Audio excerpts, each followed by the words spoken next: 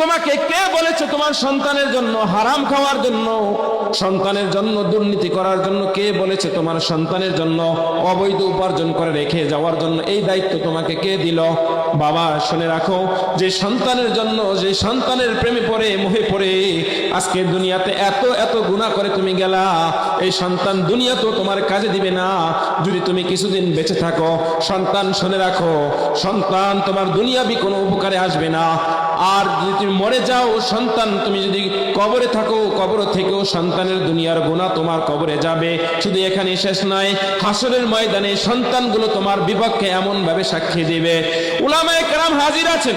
সূরা সাবার এক আয়াতের মধ্যে আল্লাহ বলতেছেন, ও আল্লাহ, এই বাবা মা গুলো, এই লিডার গুলো, যাদের কারণে আজকে আমি সুপাত প্রাপ্ত হই নাই, যারা আমাকে কোরআন শিখায় নাই, যারা আমাকে নামাজ শিখায় নাই, যারা আমাকে ওযু শিখায় নাই, আল্লাহ আমাকে যদি আজকে এক গুণ শাস্তি দাও, আমার বাবা মাকে তুমি ডাবল শাস্তি দাও। আল্লাহ আজকে যদি আমাকে তুমি এক গুণ শাস্তি দাও, আমার বাবা মাকে এই অন্যায়ের কারণে দ্বিগুণ শাস্তি দাও। এ ভাই, এ বাবা, যে সন্তান দুনিয়াতেও কাজে আসবে না, যে সন্তান পরকালেও কোনো আসবে না, কোনো কাজে আসবে না, সন্তান শুধু এখানেই শেষ করবে না, আল্লাহর কাছে ফরিয়াদ জানাবে, আল্লাহ জাহান্নামে তো যাবো জানি, জাহান্নামে যাওয়ার আগে তোমার কাছে ফরিয়াদ হলো এটা, আল্লাহ তুমি আমার বাবা, আমার মা, আমার ভাই, আমার বন্ধু, আমার লিডার, আমার রাজনৈতিক লিডার, আমার পলিটিক্যাল লিডার, যাদের কারণে আমি দুনিয়াতে বড় হয়েছি, বাট দুনিয়াতে অনেক ক্ষমতার মালিক হয়েছিলাম, কিন্তু দিন পাই নাই, আজকে তাদেরকে আমার পায়ের নিচে রাখো। এদেরকে মারিয়ে মারিয়ে, এদেরকে পারিয়ে পারিয়ে আমি জাহান্নামের সিঁড়ি বানিয়ে এদেরকে আমি জাহান্নামে যেতে চাই। রব্বানা আরিনাল্লাযাইনি আদাল্লানা মিনাল জিন্নি ওয়াল ইনসি নাজআলহুমা তাহতা আকদামিনা লিয়াকুনা মিনাল আসফালিন। আল্লাহ আয়াতগুলোর মধ্যে পারা নাম্বার 24, পৃষ্ঠা নাম্বার 19 খুলে দেখো ভাই, এই আয়াতের মধ্যে আল্লাহ স্পষ্ট এই কথা বলছে, এই সন্তানগুলো আল্লাহর কাছে ফরিয়াদ জানাবে, আল্লাহ এই ধরনের বাবা মা, এই ধরনের নেতা, এই ধরনের মুরব্বীদেরকে আমাদের পায়ের নিচে রাখো, এদেরকে মারিয়ে, এদেরকে পারিয়ে আমি জাহান্নামে যেতে চাই। রব্বানা আতিহিম দি'ফাইনি মিনাল আযাব ওয়ালআনহুম লানান কাবীরা। আয় আল্লাহ, যাদের কারণে আজকে আমি দিন পাই নাই, যাদের কারণে তোমাকে চিনতে পারি নাই, আজকে আমার এই দুরবস্থা, আল্লাহ এদের আযাব, এদের শাস্তিগুলোকে দি'ফাইনি মিনাল আযাব আতিহিম, আল্লাহ তুমি তাদেরকে দাও, দি'ফাইনি 2 গুণ, মিনাল আযাব আযাবের 2 গুণ দাও। আমাকে যদি একবার দাও, তাকে 2 বার দাও, তাকে আরো ডাবল দাও। ও ভাই, ও বাবা, ও বাবারা, যাদের সন্তান হয়েছে তাদের উদ্দেশ্যে বলতেছি, বাবারা, যে সন্তানের কারণে দুনিয়াতে এত এত কষ্ট করলাম, যে সন্তানের কারণে রাত্র জাগরণ করলাম, দিনকে দিন মনে করলাম না, রাত্রকে রাত্র মনে করলাম না। আল্লাহ দিনটাকে দিয়েছে ইবাদতের জন্য, আল্লাহ রাত্রটাকে দিয়েছে আল্লাহকে চিনার জন্য। দিন রাত্র আল্লাহর ইবাদত, রিজিকের আহরণ, আর রাত্রিবেলার আল্লাহ তাআলা দিয়েছেন সুস্থতার জন্য, ঘুম দিয়েছেন, সব কিছুকে আমি বিলীন করে দিলাম সন্তানের জন্য। সন্তানের মায়ায় পড়ে, সন্তানের মোহে পড়ে আমি দুনিয়াতেও কষ্ট করলাম, সন্তানগুলোকে আমি গুনার হাতে, শয়তানের হাতে, জাহান্নামের পারে দাঁড় করে দিয়ে আমি দুনিয়া থেকে বিদায় নিলাম।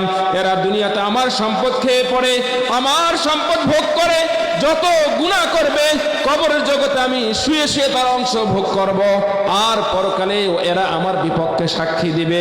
তাহলে আমার লাভটা হলো কি? আজকে এই সন্তানের মোহে পড়ে যেন আল্লাহকে ভুলে না যাই। ও বাবা, আজকের মেসেজ হলো এটা, আমাদেরকে মৃত্যুবরণ করতে হবে, প্রত্যেককেই মৃত্যুর মুখোমুখি হতে হবে। আজকে এখনই চিন্তা করো ভাই, আজকের এই মাহফিল থেকে সিদ্ধান্ত আসা চাই, আমার হালাল উপার্জন, আমার হালাল উপার্জন, আমার হারাম বর্জন, আল্লাহকে ডেকে আল্লাহর হুকুম মেনে চলে যতটুকু আমার জীবনে আসে, ওটার উপরে যদি আমি সন্তুষ্ট থেকে আমার সন্তানগুলোকে সৎ পথে রেখে যেতে পারি, আশা করা যায় এই সন্তান আমার কাজে আসবে, দুনিয়াতেও কাজে আসবে, এই সন্তানগুলো পরকালেও আমার নাজাতের উসিলা হবে। সিদ্ধান্ত এখন নিতে হবে। আজকের সন্তান বড় হয়ে গেছে, হুজুর কথা শুনে না, শোনে না কথা। রাত্রবেলা বাজার থেকে আসে, কখন আসে কখন যায় কিছুই জানি না, কোথায় কোথায় যায় কোনো খবর নাই, কার সাথে কি করে সেটাও আমার জানা নাই। আমি একজন বাবা, আমি বলবো বাবা, বাবা তুমিও বাবা, আরেকজনও বাবা। যে বাবা তার সন্তানকে রেখে গেল, এমন অবস্থায় সন্তান বাবার জানাজার ইমামতি করে, সন্তানকে রেখে গেছে, এমন অবস্থায় সন্তানের মুখে সুন্নতি দাড়ি, মাথায় টুপি, হাতে তসবিহ, 5 ওয়াক্ত নামাজ, হালাল উপার্জন, হারাম বর্জন। এই অবস্থায় একটা বাবা তার সন্তানকে রেখে যেতে পারে। হাজার উদাহরণ আছে এই সমাজের মধ্যে, এরকম অনেক উদাহরণ পাওয়া যাবে। বেশি দূর যেতে হবে না, বেশি দূর যেতে হবে না, চোখের সামনেই খুঁজলে পাবা এমন এমন মা। ওগো মা, কত সৌভাগ্যবান মা, যার পেটে এমন সন্তান ধারণ করেছে যে মা নিজে কোরআন তেলাওয়াত জানতো না, যে মা নিজেই শুদ্ধ করে কোরআন তেলাওয়াত জানে না, যে মা স্কুল পার করতে পারে নাই, বিবাহ হয়ে গেছে ক্লাস 5 পর্যন্ত পড়তে পারে নাই।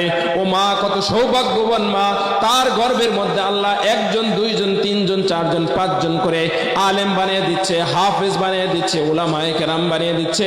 কত সৌভাগ্যবান বাবা, সে রিকশা চালায়, সকাল থেকে সন্ধ্যা পর্যন্ত রিকশা চালায়, যাওয়ার পথে সন্তানটাকে মাদ্রাসার সকাল বেলা দিয়ে যায়, বিকাল বেলা নিয়ে যায়, সন্তান কোরআন শিখে কোরআন তেলাওয়াত করে। আর এই সমস্ত বাবারা কত সৌভাগ্যবান, এদের চেহারাগুলো দেখতে কালো হলেও, এদের দেখতে বেটে হলেও, এদের নামগুলো যেমনই হোক না কেন, সিরা জামা আর সিরা লুঙ্গি পরুক না কেন, এরা হাসরের ময়দানে কিন্তু এদের দাম অনেক উপরে থাকবে, এদের মান মর্যাদা অনেক উপরে থাকবে। ও ভাই, এরা এত বেশি পরিমাণ সম্মানিত হবে আল্লাহর কাছে। হাফেজের একজন বাবার কি পরিমাণ সম্মান হবে, হাফেজ একজন মার কি পরিমাণ সম্মান হবে। আরে দুনিয়ার কোন শিক্ষায় শিক্ষিত হলে কোরআন এবং হাদিসের মধ্যে এই সার্টিফিকেট দেওয়া হয় না, এই সার্টিফিকেট পাওয়া যায় না যে অমুকের ছেলে ব্যারিস্টার হলে এটা দেওয়া হবে, অমুকের ছেলে ইঞ্জিনিয়ার হলে এটা দেওয়া হবে, অমুকের ছেলে ডাক্তার হবে এটা দেওয়া হবে। এই ধরনের কোন ধরনের সুসংবাদ কোরআনের মধ্যে নাই। সুসংবাদ এটা পাওয়া যায় সন্তান যদি আলেম হয়, সন্তান যদি হাফেজ হয়, সন্তান যদি নেককার হয়, ওই সমস্ত বাবা মার ব্যাপারে সুসংবাদ পাওয়া যায়। একজন হাফেজ যখন সে তেলাওয়াত করবে, একজন হাফেজ যখন তার হিফজ ধরে রাখবে, আমলের সাথে থাকবে, মান ক্বারাআল কুরআনা ফাস্তাযহারাহু ওয়া আহাল্লা হালালাহু ওয়া হাররামা হারামাহু আদখালাহুল্লাহুল জান্নাহ ওয়া শাফাআহু। আরে একজন হাফেজ যখন হাফেজ হবে, কোরআনটাকে ধরে রাখবে, আমলের মধ্য দিয়ে হালালকে হালাল মনে করবে, হারামকে হারাম মনে করে চলবে, সে নিজেও জান্নাতে যেমন প্রবেশ করবে, সে সুপারিশ করবে তার আহলে বাইতিহি, তার পরিবারের এমন 10 জনের ব্যাপারে, কদ ওয়াজাবাত লাহুন নার, যাদের ব্যাপারে জাহান্নাম ওয়াজিব হয়ে গেছিল, এমন 10 জনের ব্যাপারে সুপারিশ করবে। একজন হাফেজের সুপারিশের কারণে আল্লাহ তাআলা ওই জাহান্নামীদেরকে দয়া করে জান্নাত পৌঁছায়া দিবেন। এগুলো হাফেজের ব্যাপারে, আলেমদের ব্যাপারে অসংখ্য কথা আছে। বাবারা, এই কথা বলতে চাচ্ছি যে সন্তান আমাদের, আল্লাহ আমাদেরকে সন্তান দিয়েছেন, সন্তানের প্রেমে পড়ে, সন্তানের মায়ায় পড়ে যেন আমি আল্লাহ থেকে দূরে সরে না যাই। ইয়া আইয়ুহাল্লাযীনা আমানু লা তুলহিকুম আমওয়ালুকুম ওয়া আওলাদুকুম আন যিকরিল্লাহ। হে মুমিন, তোমার সন্তান, তোমার সম্পদ তোমাকে যেন আল্লাহ থেকে দূরে সরিয়ে না দেয়। লা তুলহিকুম আমওয়ালুকুম ওয়ালা আওলাদুকুম আন যিকরিল্লাহ। যার সন্তান, যার সম্পদ তাকে আল্লাহর জিকির থেকে সরিয়ে দিবে, এই আয়াতের মধ্যে আল্লাহ নাহমাদুহু ওয়া নাস্তাঈনুহু ওয়া নাস্তাগফিরুহু ونعوذ بالله من شرور أنفسنا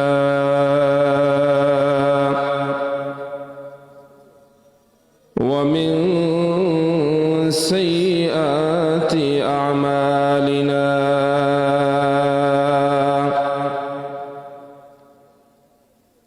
من يهد الله فهو المهتد ومن يضلله فلن تجد له وليا مرشدا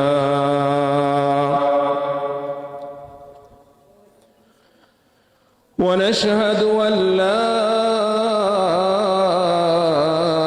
إله إلا الله وحده لا شريك له ونشهد أن سيدنا وسندنا وحبيبنا ومولانا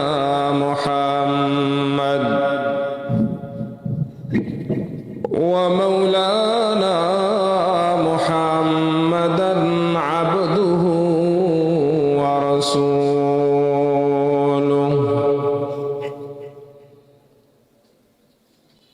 أرسله بالحق بشيرا ونذيرا وداعيا إلى الله بإذنه سراجا منيرا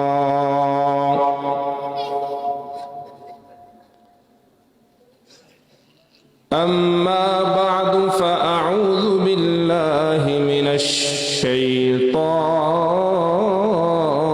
الرجيم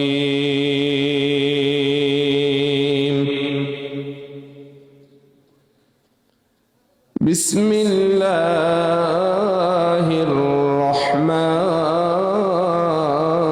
الرحيم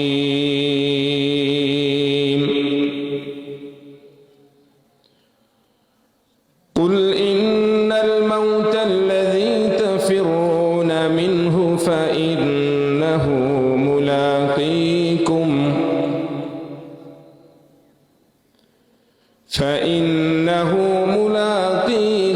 ثم تردون إلى عالم الغيب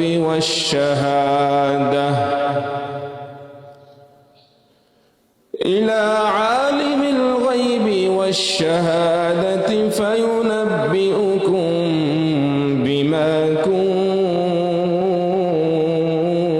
كنتم تعملون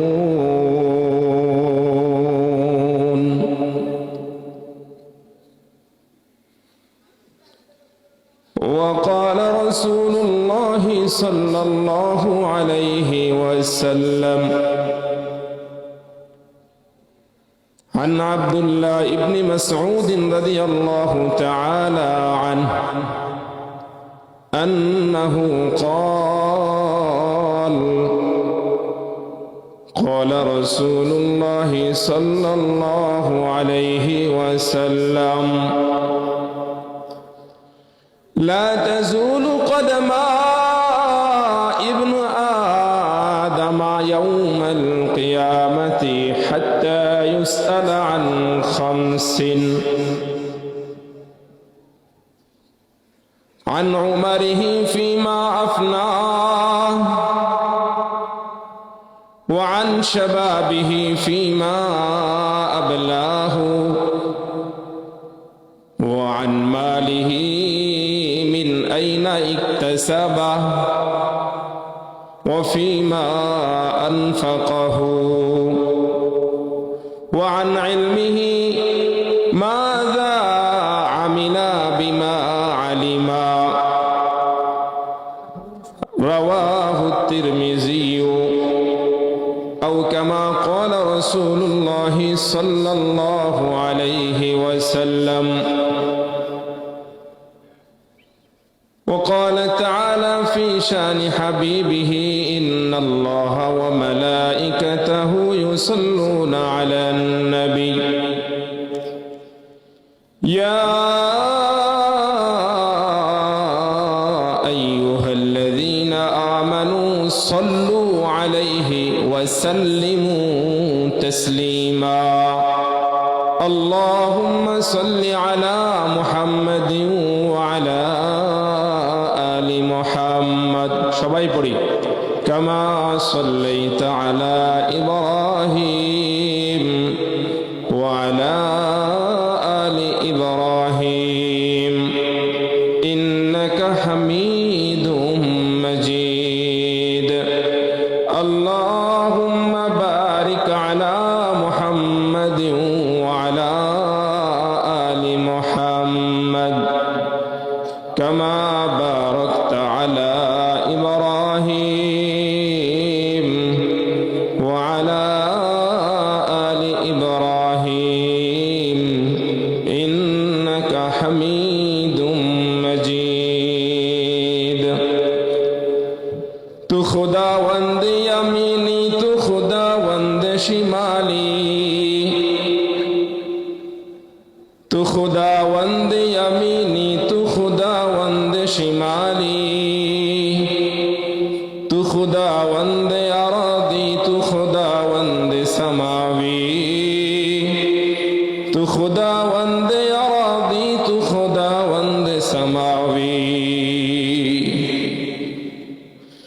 تو خدا مالک فردوس خدا خالق تو نار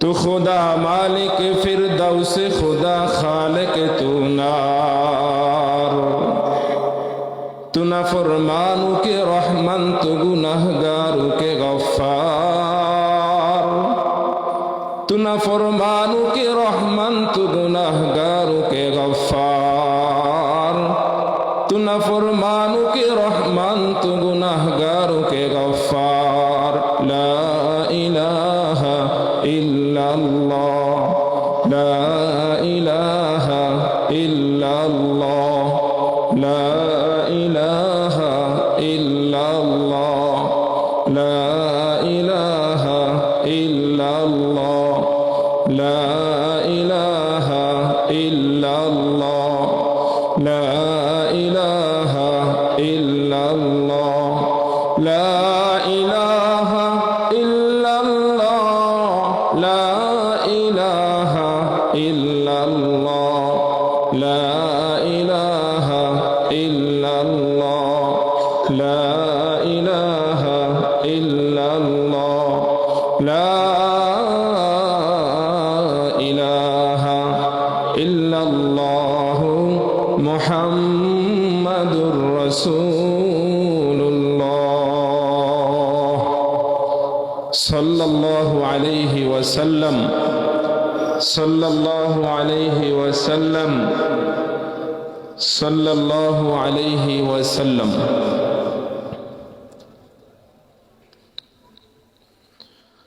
সৈয়দ রেজাউল করিম মাহমুদিয়া রহমানিয়া কওমিয়া মাদ্রাসার উদ্যোগে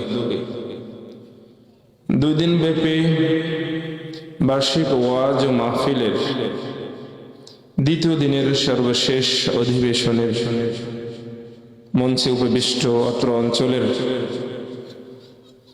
অত্যন্ত সুপরিচিত গুণীজন অত্যন্ত সাহিবুল ইলম ওয়াল আমাল আপনাদের হৃদয়ে যার প্রতি সম্মান সদা সর্বদাই বদ্ধমূল আমাদের অত্যন্ত শ্রদ্ধেয় সভাপতি মঞ্চে উপবিষ্ট আছেন অত্র অঞ্চলের বিভিন্ন আইম্মায়ে মাসাজিদ উম্মতের সিরতাজ উলামায়ে কেরাম আমার সামনে উপবিষ্ট আছেন এই মহল্লার বিভিন্ন দূর দূরান্ত থেকে আগত বাবার বয়সী বিভিন্ন মুরব্বিয়ানে ইজাম নিজের সমবয়সী যুবক ভাইয়েরা ছোট ভাইয়েরা আদরের কচিকাঁচা বাচ্চারা পর্দার অন্তরালে আছেন অত্যন্ত সম্মানিতা শ্রদ্ধা আমাদের মা ও বোনেরা। মহান আল্লাহ রাব্বুল আলামিনের দরবারে অসংখ্য অগণিত শুকর যে মালিক আমাদেরকে দয়া করে আজকের এই সুন্দর একটি মজলিস, সুন্দর একটি কোরআনের জিকিরের আলোচনা, কোরআনের জিকিরের মাহফিলে আল্লাহ আমাদেরকে একত্রিত হয়ে কিছু কথা বলা এবং শোনার জন্য আল্লাহ সুযোগ দিয়েছেন। যেন দিল থেকে কৃতজ্ঞতার সাথে শুকর আদায় করা চাই। আল্লাহ রাব্বুল আলামিনের দরবারে শুকর করছি, আলহামদুলিল্লাহ। আজকের এই মাহফিল আপনাদের অঞ্চলের, আপনাদের এই এলাকার, আপনাদের উদ্যোগে, আপনাদের ছোট ছেলের উদ্যোগে, আপনাদের ভাইয়ের উদ্যোগে এই মাহফিল হোক। আপনারা চান কারা কারা? সবাই চান। আলহামদুলিল্লাহ, আল্লাহ আপনাদের কবুল করে নেন। আগামী দিনগুলো কি মাহফিল হবে কি হবে না বলেন? হবে ইনশাল্লাহ। আল্লাহ, এই কথা এই জন্য বলা, মানুষ যে কোনো আমল করে, আমল কবুল হওয়ার বড় লক্ষণ হলো যে সে পরবর্তী আমল করার জন্য তার মধ্যে একটা আগ্রহ, একটা উদ্দীপনা তৈরি হয়। মানুষ যখন হজ করে, উমরা করে, যারা করেছেন, যারা আল্লাহর ঘর দেখেছেন, তারাই বলতে পারবেন যার হজ আর উমরা কবুল হয়েছে। এটা উলামায়ে কেরাম বলবেন, উলামায়ে কেরাম আছেন, আমার ভুল হলে ওনারা ধরিয়ে দিবেন। যার হজ বা উমরা কবুল হয়েছে, যে সত্যিকার অর্থে আল্লাহর সন্তুষ্টির জন্য হজ বা উমরা করেছে, সে দ্বিতীয়বার মৃত্যুর আগ পর্যন্ত হলেও যাওয়ার জন্য সবসময় উদ্গ্রীব থাকে, পাগল থাকে। কারো সামর্থ্য থাকে সে যেতে পারে, কারো সামর্থ্য থাকে না, সে কষ্ট নিয়ে সে দুনিয়া ছাড়ে। আবার যদি নামাজের কথা বলি, একজন প্রকৃতপক্ষের একজন নামাজি মানুষ যে আল্লাহর সন্তুষ্টির জন্য ইবাদত বন্দেগী করে, আজান হলে যত ব্যস্ততাই থাক তার মধ্যে নামাজের প্রতি একটা ছটফট কাজ করে কি করে না? কোনো কারণে বাজার থেকে আসছে, দেরি হয়ে গেছে, নামাজটা পড়তে পারে নাই, শীতের দিন, তারপরেও বিছানায় যাবে এটা তার মন চায় না। নামাজ না পড়ে শুতে ভালো লাগে। এরপরে আবার সে চিন্তা করে একটু গরম পানি করি, যাক একটু কষ্টই তো হবে, যাক ঠান্ডা পানি দিয়ে উজুটা করিয়ে ফেলি, এরপর নামাজ পড়ে সে ঘুমায়। এটা এই জন্য এমন সময় বলেছি ভাই, আমাদের দেশের সার্বিক পরিস্থিতি আপনারা জানেন, বর্তমান পরিস্থিতিও জানেন, আগামী দিনগুলো কি হবে না হবে সেটা আমরা কেউ জানি না। তবে দিনই প্রতিটা কাজকে এগিয়ে নেওয়ার দৃঢ় প্রত্যয় আমাদের সকলেরই থাকতে হবে। আজকে আমি আমার ব্যক্তি চিন্তাটাকে যতটুকু দূরে রাখি, দূরে দেখি, ঠিক প্রতিটা দিন চিন্তা যতক্ষণ পর্যন্ত আমি এইভাবে চিন্তা না করতে পারবো, ততক্ষণ পর্যন্ত আমার এই নামাজ, আমার এই তেলাওয়াত, আমার এই হজ, আমার এই মাহফিল আমাকে পরিত্রাণ দিবে না, মুক্তি দিতে পারে না। যতক্ষণ পর্যন্ত দিল থেকে এটা আমি গ্রহণ করতে না পারবো যে যত বাধা আসুক না কেন, এই এলাকার মধ্যে যে মাহফিল শুরু হয়েছে, আমি থাকলে আমি এটার উদ্যোগী হব, আমি না থাকলে আমার ছেলেকে ওসিয়ত করে যাব, আমার নাতিকে ওসিয়ত করে যাব, এই মাহফিল যেন প্রতি বছর হয়, তোমরা এই মাহফিলের ব্যবস্থা করে যাবা। কথা ঠিক না ঠিক? এই আগ্রহ আপনাদের আছে কি আছে নাই? আল্লাহ আপনাদেরকে কবুল করেন। এটার জন্য কি করতে হবে? মাহফিলের জন্য যা যা করার সব প্রস্তুতি নিতে হবে। আলহামদুলিল্লাহ, খুব ভালো লাগছে আজকে আপনাদের চেহারাগুলো দেখে। গত বছরের মাহফিলের চাইতে আমার কাছে মনে হচ্ছে এই বছরের মাহফিলটা একটু প্রাণবন্ত হচ্ছে। এটা এই জন্য বলছি, দিন দিন যেন এটা আরো সুন্দর হয়, সুন্দর থেকে সুন্দরতর হয়। চেষ্টা করবো না ইনশাল্লাহ আমরা? ইনশাল্লাহ আল্লাহ আমাদের সব ভাইকে কবুল করে নেন, বলেন আমিন। মুহতারাম হাজরিন, আমি যে আয়াতে কারিমা তেলাওয়াত করেছি, সূরা জুমার 8 নম্বর আয়াতটি তেলাওয়াত করেছি। পবিত্র কোরআনে কারীমের 28তম পারার মাঝামাঝির একটি সূরা, 12 নম্বর পৃষ্ঠায় এই সূরাটির শুরু, 13 নম্বর পৃষ্ঠার শুরু দিকে একটি আয়াত আমি তেলাওয়াত করেছি। এই আয়াত এর তরজমা, সংক্ষিপ্ত কিছু কথা বলা, যেহেতু আজকের এই মাহফিল বারবার যে ঘোষণা দিচ্ছিল তাফসিরুল কোরআন মাহফিল, খেয়াল করছিলাম, তো তাফসিরের আলোকে কিছু কথা বলার চেষ্টা করব ইনশাআল্লাহ। যদিও বিজ্ঞ উলামায়ে কেরাম মাগরিবের পর থেকে সুন্দর সুন্দর আলোচনা করেছেন, অনেক দামি দামি কথা বলেছেন, আমি শুনেছি, ভালো লেগেছে। গতকালকেও আমার বিশ্বাস অনেক বড় বড় আলেমরাই আলোচনা করেছেন। এক একজন আলেমের মুখ থেকে এক এক ধরনের কথা শুনবেন, কিন্তু প্রত্যেক থেকেই কিছু না কিছু আমল নিয়ে বাড়িতে যেতে হবে। এজন্য মাহফিলের আদব হলো, কথা শোনার আদব হলো 4টা। 1 নম্বর কথা হলো, আমি যা আজকে শুনবো, আমি যা বলবো, আমার নিজের হেদায়েতের জন্য বলবো, নিজের হেদায়েতের জন্য শুনবো। কথা ঠিক না বেঠিক? আজকে আমরা যারা বলি, আমি মনে করি আমার শ্রোতার হেদায়েত দরকার, আমার দরকার নাই। আর আমাদের শ্রোতা যারা আসে, ওনারাও আসে বক্তার সুর কেমন, ভাইরাল বক্তা কিনা, টানটা কেমন দিল, ওইটা গোনার জন্য, আমলের নিয়তে শোনে না। এই জন্য কাঙ্ক্ষিত উদ্দেশ্য আমাদের হাসিল হয় না, ওয়াজ মাহফিল কম হচ্ছে না। আজকে ঢাকা থেকে আসলাম আপনাদের এলাকায়, ভোলা থেকে মাগরিবের পর থেকে আস্তে আস্তে দেখলাম রাস্তার 2 পাশে প্রচুর মাহফিল হচ্ছে। ঢাকার বাহিরে যত প্রোগ্রাম করতেছি, সব জায়গায় এই বর্তমান সময়ে ঢাকার না, বাংলাদেশের বিভিন্ন আনাচে কানাচে, জেলায়, থানায়, গ্রামে গঞ্জে প্রতিদিন শত শত মাহফিল হচ্ছে। কিন্তু দিন দিন আমরা, আমাদের আমলের অবনতি হচ্ছে, আমলের গাহরাই নাই, সিরাত আছে, সিরাত নাই। এজন্য প্রথম শর্ত হলো, যা শুনবো নিজের আমলের উদ্দেশ্যে শুনবো এবং বলবো, ঠিক আছে না? 2 নম্বর, এই নিয়তে বলবো এবং শুনবো যে আমার কথাগুলো আমি যা শুনে আনলাম, ঠিক এই আমলটা সাহাবায়ে কেরাম করতেন। নবীজির দরবারে যে আলোচনাগুলো হতো, ওনারা ওই আলোচনাটাকে হুবহু ঘরের মধ্যে তেলাওয়াত করতেন, ঘরের মধ্যে মুযাকারা করতেন, যেন মা বোনেরা ওই আমলের সাথে জড়িয়ে যেতে পারে। দিন আর আমল কি শুধু পুরুষদের জন্য নাকি আমাদের মা বোনদের জন্য লাগবে? অনেকে এখানে আসছেন, আপনার ওয়াইফ, আপনার মেয়ে, আপনার বোন বাড়িতে আছে, তাদের এই কথাগুলো কে শোনাবে? এই জন্য 2 নম্বর শর্ত হলো, যা আজকে আলোচনা হবে, যতটুকু আমি আমল পাবো, হয়তো আমি 3 ঘন্টা 4 ঘন্টার কথা মুখস্থ রাখতে পারবো না, আমি এখান থেকে 5 মিনিটের আলোচনা, যেটা আমল করার যোগ্য, আমি এটা বাসায় গিয়ে আজকে আলোচনা করব যে অমুক মাদ্রাসার অমুক মাহফিলের অমুক হুজুরের মুখ থেকে এই কথাটা শুনেছি, আজকে থেকে আমার ঘরে এই আমল হবে। পারবো না ইনশাআল্লাহ? এ নিয়ত কার কার আছে? আলহামদুলিল্লাহ, আল্লাহ কবুল করে নেন।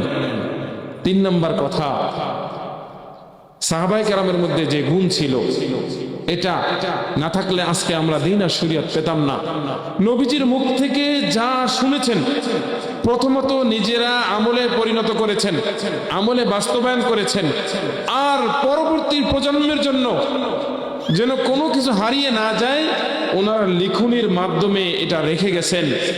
যে দ্বীন আর শরীয়ত আজকে আমরা পেয়েছি, ওনাদের এই অবদানের কারণে আজকে আমাদের সামনে আমরা আজকে বুখারী পাচ্ছি, মুসলিম পাচ্ছি, আজকে আমরা বিভিন্ন হাদিসের কিতাবগুলো পাচ্ছি, এটা ওনাদের মেহনতের বরকতে পাচ্ছি। এজন্য এখান থেকে আমরা এই সবক নিব যে যতটুকু সম্ভব লিখে রাখবো। আজকের যুগে তো লেখা আরো সহজ, খাতা কলম নিয়ে আসে নাই, মোবাইলের মধ্যে অনেকে লিখতে পারে, বিভিন্ন ভাবে লিখতে পারে। আজকের আলোচনাগুলো যদি আমি এভাবে ছড়িয়ে দিতে চেষ্টা করি, তাহলেও এটাও একটা দ্বীনের দাওয়াত হবে, এটাও দ্বীনের একটা সংরক্ষণের অংশ হিসাবে থেকে যাবে ইনশাআল্লাহ। চেষ্টা করবো তো ইনশাআল্লাহ। আলহামদুলিল্লাহ, আল্লাহ আমাদেরকে কবুল করে নেন। মুহতারাম হাজরিন, আমি যে আয়াতটি তেলাওয়াত করেছি, এই আয়াতের 2টা অংশ। প্রথম অংশের সম্পর্ক মানুষের দুনিয়ার সাথে কিছুটা, আর পরবর্তী অংশের সম্পর্ক মানুষের আখিরাতের সাথে। যদি সময় পাই, সুযোগ পাই, পুরাটাই আলোচনা করার চেষ্টা করব ছোট্ট করে হলেও। এই আয়াতের মধ্যে আল্লাহ তাআলা বলতেছেন, নবী আপনি বলে দিন, কুল আপনি বলে দিন, এই মানুষ যে মৃত্যু থেকে তোমরা, যে মৃত্যু প্রতিটা মানুষের জন্য আল্লাহ তাআলা নির্ধারণ করে রেখেছেন। যার দুনিয়াতে জন্ম হয়েছে, জন্মের শুরু দিন থেকে তার পিছনে মৃত্যু নামক এক জিনিস তাকে দৌড়াচ্ছে, আর সে সামনের দিকে অগ্রসর হচ্ছে, সামনের দিকে অগ্রসর হচ্ছে। অগ্রসর হতে হতে তাকে দৌড়াচ্ছে, আর সে সামনে যাচ্ছে। যার বয়স 60 বছর, সে 60 বছর পর্যন্ত দৌড়াচ্ছে। যার বয়স 80 বছর, সে 80 বছর পর্যন্ত দৌড়াবে। যেদিন তার হায়াত শেষ, সামনে তার জন্য যে গর্ত রয়ে গেছে, ওই গর্ত আর সে পার করতে পারবে না, কবরের মধ্যে সে পড়ে যাবে।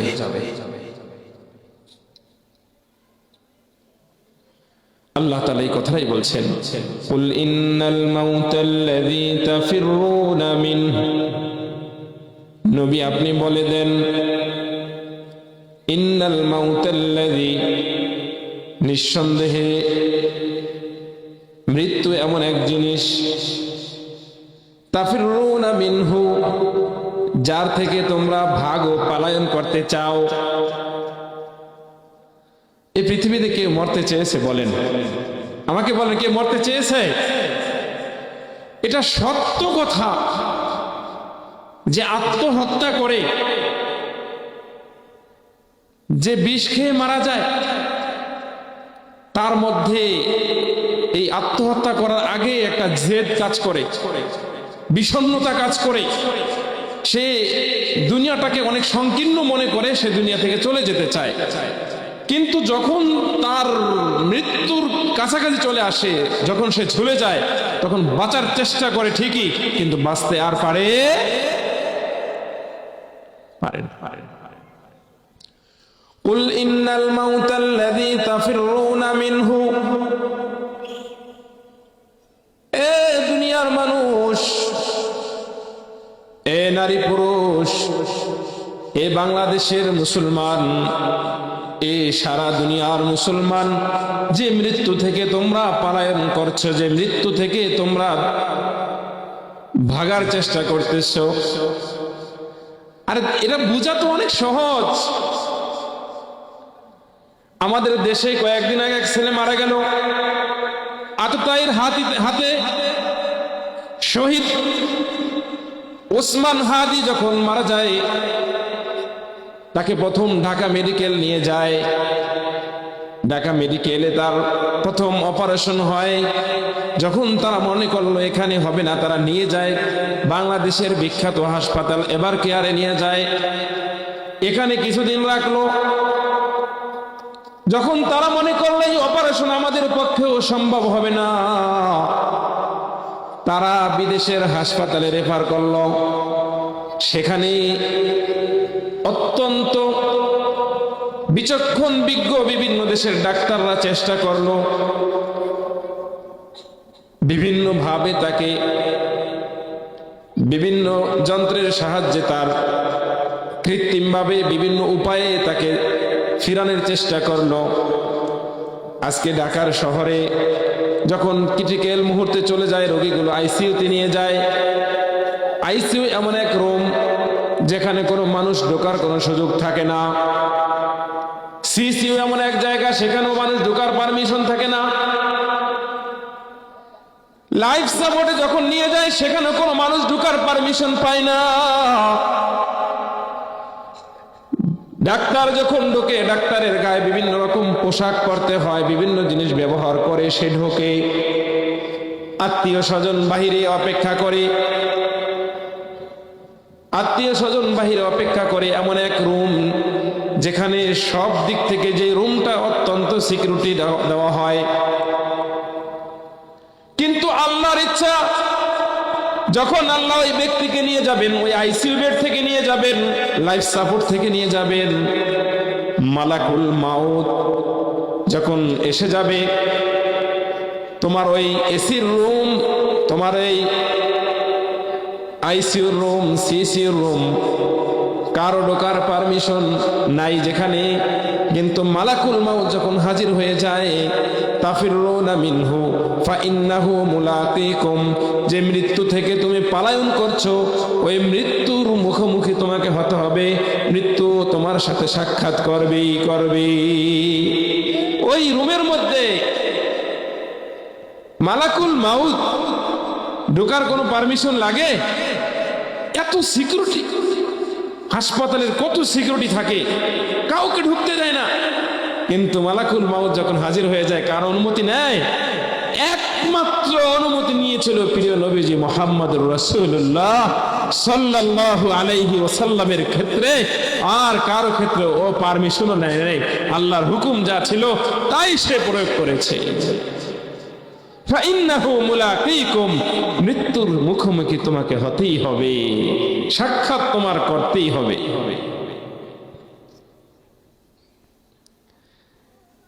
এজন্য চোখে সব দেখছি। এখানে যারা আছি, এই এলাকার কত বাড়িওয়ালা, বাড়িগুলো পড়ে রইল, জমিওয়ালার জমিগুলো পড়ে আছে, গাড়িওয়ালার গাড়ি পড়ে আছে, চেয়ারম্যানের চেয়ারও পড়ে আছে, বাড়িওয়ালার বাড়ি পড়ে আছে, ওয়ালা চলে গেছে, চেয়ারম্যানের চেয়ার পড়ে আছে, ম্যান চলে গেছে, জমিদারের জমি পড়ে আছে, জমিওয়ালা চলে গেছে।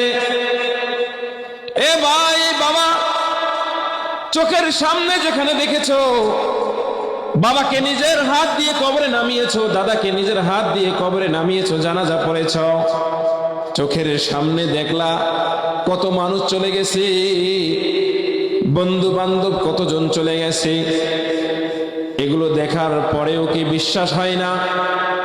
এগুলো দেখার পরেও কি তোমার মধ্যে পরিবর্তন আসবে না যে আমাকেও চলে যেতে হবে, এই মৃত্যু একদিন আমার সামনে হাজির হয়ে যাবে? মালাকুল মাউত কাকে বলে? মালাকুল মাউতের নাম কি? কি নাম? জোরে বলেন, কি নাম? আজরাইল। জোরে বলতে সমস্যা নাই। আজরাইল। আজরাইল এমন এক ফেরেশতা, বাংলাদেশে একসাথে 100 জন মারা গেল, পাকিস্তানও একসাথে 100 জন মারা গেল, পৃথিবীর বিভিন্ন দেশে একই সেকেন্ডে, একই মিনিটে মারা গেল। আজরাইল কোন দেশে আছে? কথা বলেন না, কি কথা বলে? আজরাইল কোন দেশে? এই মুহূর্তে আপনার মহল্লার একজন মারা গেছে, এই মুহূর্তে পৃথিবীর আরো 1000 মানুষ মারা গেছে। একসাথে আজরাইল কি করলো? কাজটা কেমনে করলো? আজরাইল একটা ফেরেশতার সর্দার, তার এই কাজের জন্য অসংখ্য ফেরেশতা নিয়োজিত আছে। এই কাজের লিডার হলো, লিডারের নাম হলো আজরাইল, আর আজরাইলের অধীনে আছে আরো লক্ষ লক্ষ লক্ষ ফেরেশতা। সারা পৃথিবীতে একত্রে যদি কোটি কোটি মানুষ মারা যায়, একসাথে লঞ্চ ডুবে মারা গেছে 100 মানুষ, আগুনে পড়ে বিল্ডিং ধসে মারা গেছে 1000 মানুষ, তাদের জান কবজ করতে কোনো সমস্যা হবে? কারণ এই কাজের জন্য লক্ষ লক্ষ লক্ষ লক্ষ ফেরেশতা নিয়োজিত রাখছেন কে?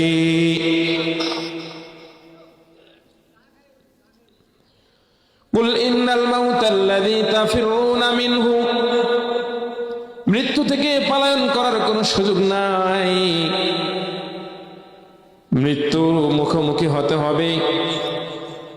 মৃত্যু প্রতিটা মানুষের জীবনে আসবে, তবে কারো জীবনে মৃত্যুটা আসবে অত্যন্ত সুন্দরভাবে, আরামদায়ক, কারো জন্য মৃত্যু হবে অত্যন্ত বেদনাদায়ক। হ্যাঁ, মৃত্যু এমন এক জিনিস, নেককার এবং গুনাহগার সবার জন্যই কষ্টদায়ক। হাদিস দ্বারা বোঝা যায়, শুনে রাখো, মৃত্যু এটা এমন এক জিনিস, মৃত্যু প্রত্যেককেই কষ্ট দেয়। হ্যাঁ, তোমার বাবার জীবনের এটাই হলো সর্বশেষ। এরপরে আর বাদা হাযাল ইয়াউম, আজকের দিনের পরে লা ইয়ামাসসুহুম লা ইয়ামাসসানি, আমাকে স্পর্শ করবে না কোনো কষ্ট। আজকে এটা হলো আমার জীবনের শেষ কষ্টের দিন। জীবনে অনেক কষ্ট করেছি, জীবনের 23টা বছর অনেক কষ্ট দেখেছি, অনেক কষ্ট করেছি। ফাতেমা 10 বছর মক্কায় কষ্ট করেছি, তায়েফের ময়দানে রক্ত জড়িয়েছে, উহুদের মধ্যে, বদরের মধ্যে আমার সাহাবীদেরকে তাজা রক্ত বিলিয়ে দিতে দেখেছি। হাজারো কষ্টের মুখোমুখি হয়ে আজকের দিন যখন পূর্ণাঙ্গ হয়েছে, ফাতেমারে আজকের এটা কোনো কষ্ট না, আজকের পরে তোমার বাবার আর জীবনের কোনো কষ্ট আসবে না। নবীজির ইন্তেকালের দিন সকালবেলা ফজরের নামাজে নবীজি যেতে পারেন নাই, শরীর যন্ত্রণা, শরীরের ব্যথা। আম্মাজানকে বললেন, তুমি আমাকে একটু জানালার পর্দা সরিয়ে দাও, আমি দেখি আমার সাহাবীরা নামাজ পড়ছে, ফজরের জামাতে হাজির হয়েছে। নবীজির রুমের থেকে, নবীজির হুজরা মুবারক থেকে মসজিদে নববী লাগোয়া ছিল, সব দেখতে পারতেন।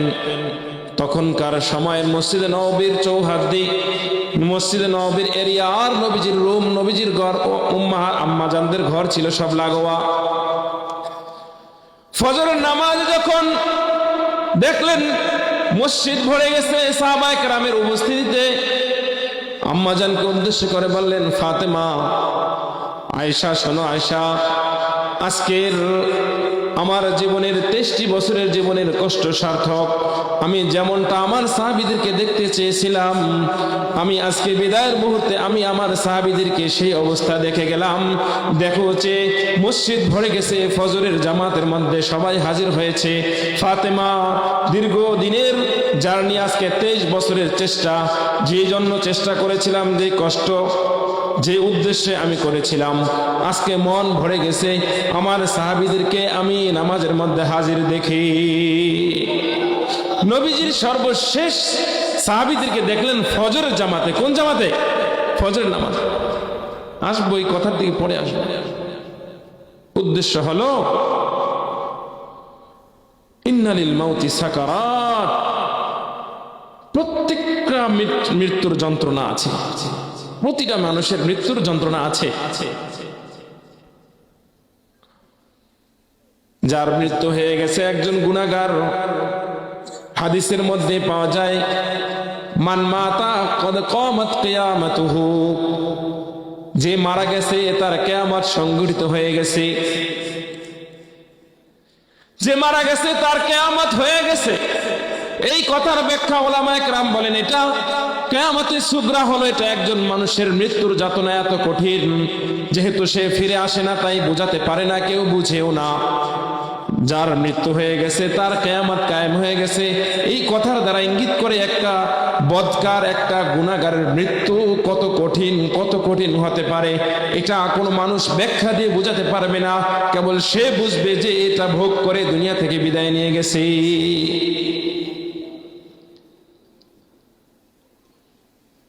এই মৃত্যুর মুখোমুখি আমাকে হতে হবে, মৃত্যু থেকে পালানোর সুযোগ নাই।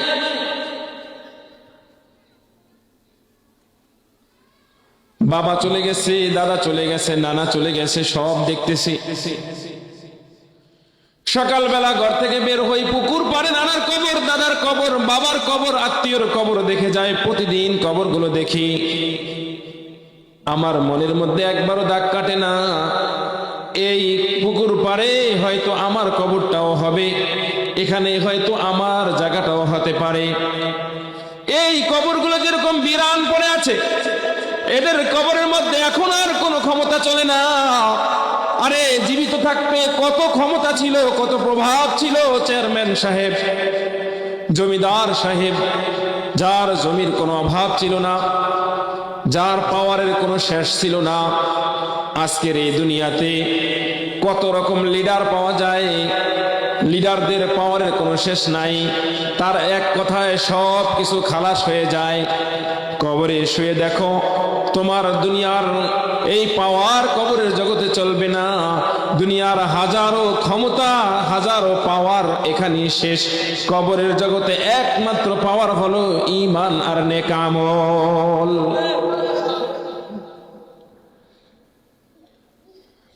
ফাইন্নাহু মুলাকীকুম,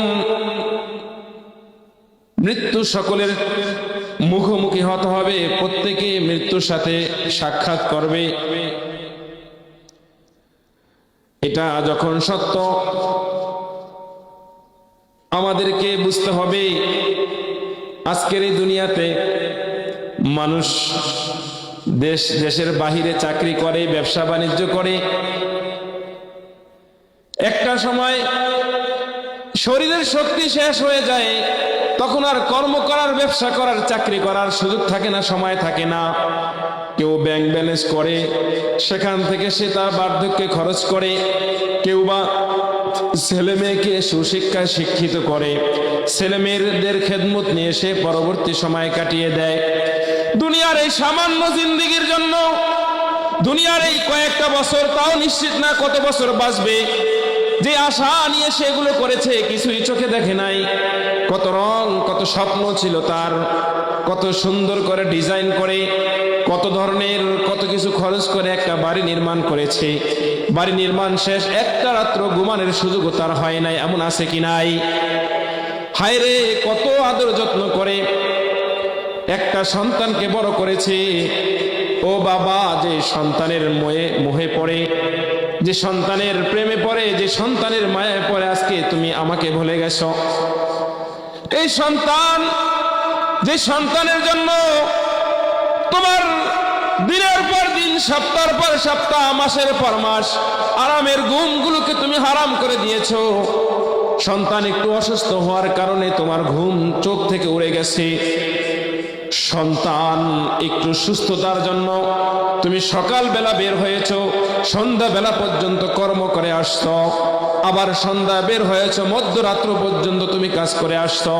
সন্তানের প্রেমে পড়ে তুমি কত নাজায়েজ কাজ করেছো, কত হারাম কাজ করেছো, কত চুরি করেছো, কত দুর্নীতি করেছো, কত ঘুষ খেয়েছো।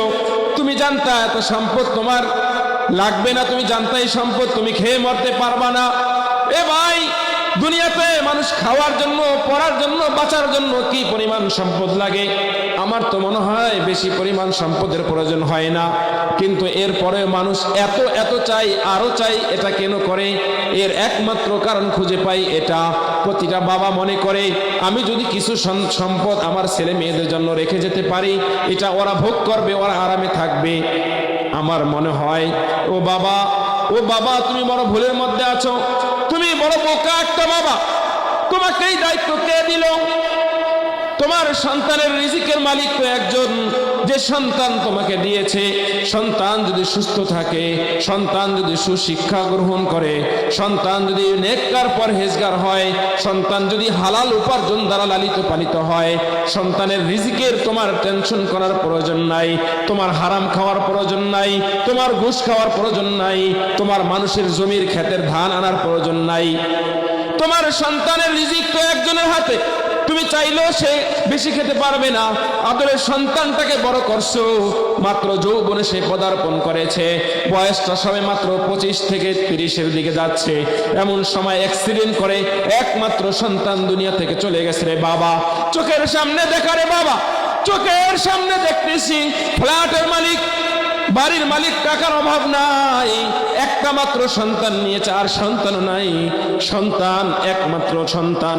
হায়রে, শহরের সবচাইতে দামি জামাটা সন্তানের জন্য পছন্দ করে আনতো, মার্কেটের 1 নাম্বার ব্র্যান্ডের পোশাকটা সন্তানের জন্য আনতো। বাবাই, কত আদরের সন্তান। 300 ফিট ঢাকার একটা সুন্দর একটা জায়গা, যেটা বর্তমান সময়ের যেটাকে বলা হয় নিউ ঢাকা, নিউ টাউন, পরিকল্পিত শহর। এই 300 ফিটে বন্ধুদেরকে নিয়ে আড্ডা দেওয়ার জন্য গিয়েছিল সন্তান।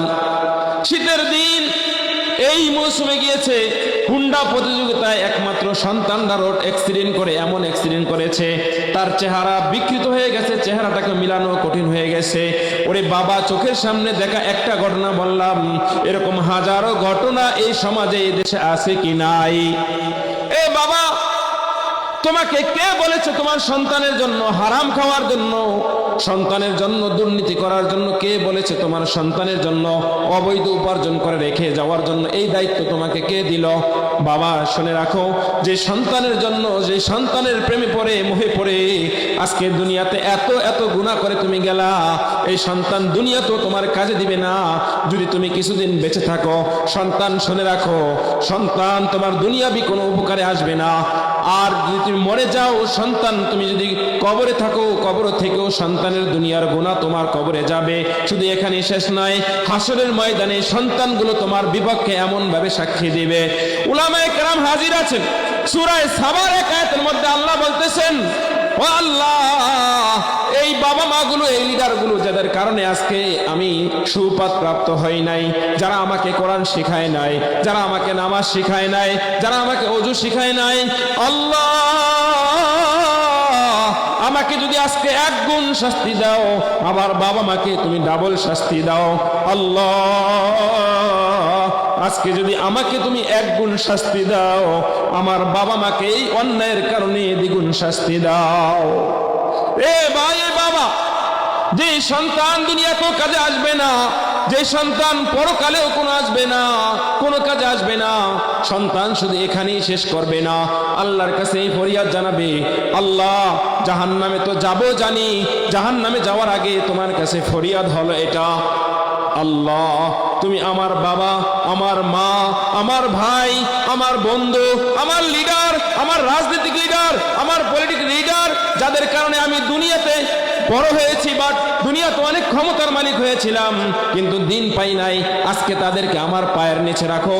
এদেরকে মারিয়ে মারিয়ে, এদেরকে পারিয়ে পারিয়ে আমি জাহান্নামের সিঁড়ি বানিয়ে এদেরকে আমি জাহান্নামে যেতে চাই। রব্বানা আরিনাল্লাযাইনি আদাল্লানা মিনাল জিন্নি ওয়াল ইনসি নাজআলহুমা তাহতা আকদামিনা লিয়াকুনা মিনাল আসফালিন। আল্লাহ আয়াতগুলোর মধ্যে পারা নাম্বার 24, পৃষ্ঠা নাম্বার 19 খুলে দেখো ভাই, এই আয়াতের মধ্যে আল্লাহ স্পষ্ট এই কথা বলছে, এই সন্তানগুলো আল্লাহর কাছে ফরিয়াদ জানাবে, আল্লাহ এই ধরনের বাবা মা, এই ধরনের নেতা, এই ধরনের মুরব্বীদেরকে আমাদের পায়ের নিচে রাখো, এদেরকে মারিয়ে, এদেরকে পারিয়ে আমি জাহান্নামে যেতে চাই। রব্বানা আতিহিম দি'ফাইনি মিনাল আযাব ওয়ালআনহুম লানান কাবীরা। আয় আল্লাহ, যাদের কারণে আজকে আমি দিন পাই নাই, যাদের কারণে তোমাকে চিনতে পারি নাই, আজকে আমার এই দুরবস্থা, আল্লাহ এদের আযাব, এদের শাস্তিগুলোকে দি'ফাইনি মিনাল আযাব আতিহিম, আল্লাহ তুমি তাদেরকে দাও, দি'ফাইনি 2 গুণ, মিনাল আযাব আযাবের 2 গুণ দাও। আমাকে যদি একবার দাও, তাকে 2 বার দাও, তাকে আরো ডাবল দাও। ও ভাই, ও বাবা, ও বাবারা, যাদের সন্তান হয়েছে তাদের উদ্দেশ্যে বলতেছি, বাবারা, যে সন্তানের কারণে দুনিয়াতে এত এত কষ্ট করলাম, যে সন্তানের কারণে রাত্র জাগরণ করলাম, দিনকে দিন মনে করলাম না, রাত্রকে রাত্র মনে করলাম না। আল্লাহ দিনটাকে দিয়েছে ইবাদতের জন্য, আল্লাহ রাত্রটাকে দিয়েছে আল্লাহকে চিনার জন্য। দিন রাত্র আল্লাহর ইবাদত, রিজিকের আহরণ, আর রাত্রিবেলার আল্লাহ তাআলা দিয়েছেন সুস্থতার জন্য, ঘুম দিয়েছেন, সব কিছুকে আমি বিলীন করে দিলাম সন্তানের জন্য। সন্তানের মায়ায় পড়ে, সন্তানের মোহে পড়ে আমি দুনিয়াতেও কষ্ট করলাম, সন্তানগুলোকে আমি গুনার হাতে, শয়তানের হাতে, জাহান্নামের পারে দাঁড় করে দিয়ে আমি দুনিয়া থেকে বিদায় নিলাম। এরা দুনিয়াতে আমার সম্পদ খেয়ে পড়ে, আমার সম্পদ ভোগ করে, যত গুনাহ করবে কবরের জগতে আমি শুয়ে শুয়ে তার অংশ ভোগ করব, আর পরকালে এরা আমার বিপক্ষে সাক্ষী দিবে। তাহলে আমার লাভটা হলো কি? আজকে এই সন্তানের মোহে পড়ে যেন আল্লাহকে ভুলে না যাই। ও বাবা, আজকের মেসেজ হলো এটা, আমাদেরকে মৃত্যুবরণ করতে হবে, প্রত্যেককেই মৃত্যুর মুখোমুখি হতে হবে। আজকে এখনই চিন্তা করো ভাই, আজকের এই মাহফিল থেকে সিদ্ধান্ত আসা চাই, আমার হালাল উপার্জন, আমার হালাল উপার্জন, আমার হারাম বর্জন, আল্লাহকে ডেকে আল্লাহর হুকুম মেনে চলে যতটুকু আমার জীবনে আসে ওটার উপরে যদি আমি সন্তুষ্ট থেকে আমার সন্তানগুলোকে সৎ পথে রেখে যেতে পারি, আশা করা যায় এই সন্তান আমার কাজে আসবে, দুনিয়াতেও কাজে আসবে, এই সন্তানগুলো পরকালেও আমার নাজাতের উসিলা হবে। সিদ্ধান্ত এখন নিতে হবে। আজকের সন্তান বড় হয়ে গেছে, হুজুর কথা শুনে না, শোনে না কথা। রাত্রবেলা বাজার থেকে আসে, কখন আসে কখন যায় কিছুই জানি না, কোথায় কোথায় যায় কোনো খবর নাই, কার সাথে কি করে সেটাও আমার জানা নাই। আমি একজন বাবা, আমি বলবো বাবা, বাবা তুমিও বাবা, আরেকজনও বাবা, যে বাবা তার সন্তানকে রেখে গেল, এমন অবস্থায় সন্তান বাবার জানাজার ইমামতি করে, সন্তানকে রেখে গেছে, এমন অবস্থায় সন্তানের মুখে সুন্নতি দাড়ি, মাথায় টুপি, হাতে তসবিহ, 5 ওয়াক্ত নামাজ, হালাল উপার্জন, হারাম বর্জন, এই অবস্থায় একটা বাবা তার সন্তানকে রেখে যেতে পারে। হাজার উদাহরণ আছে এই সমাজের মধ্যে, এরকম অনেক উদাহরণ পাওয়া যাবে। বেশি দূর যেতে হবে না, বেশি দূর যেতে হবে না, চোখের সামনেই খুঁজলে পাবা এমন এমন মা। ওগো মা, কত সৌভাগ্যবান মা, যার পেটে এমন সন্তান ধারণ করেছে যে মা নিজে কোরআন তেলাওয়াত জানতো না, যে মা নিজেই শুদ্ধ করে কোরআন তেলাওয়াত জানে না, যে মা স্কুল পার করতে পারে নাই, বিবাহ হয়ে গেছে ক্লাস 5 পর্যন্ত পড়তে পারে নাই। ও মা কত সৌভাগ্যবান মা, তার গর্ভের মধ্যে আল্লাহ 1 জন 2 জন 3 জন 4 জন 5 জন করে আলেম বানিয়ে দিচ্ছে, হাফেজ বানিয়ে দিচ্ছে, উলামায়ে কেরাম বানিয়ে দিচ্ছে। কত সৌভাগ্যবান বাবা, সে রিকশা চালায়, সকাল থেকে সন্ধ্যা পর্যন্ত রিকশা চালায়, যাওয়ার পথে সন্তানটাকে মাদ্রাসার সকাল বেলা দিয়ে যায়, বিকাল বেলা নিয়ে যায়, সন্তান কোরআন শিখে কোরআন তেলাওয়াত করে।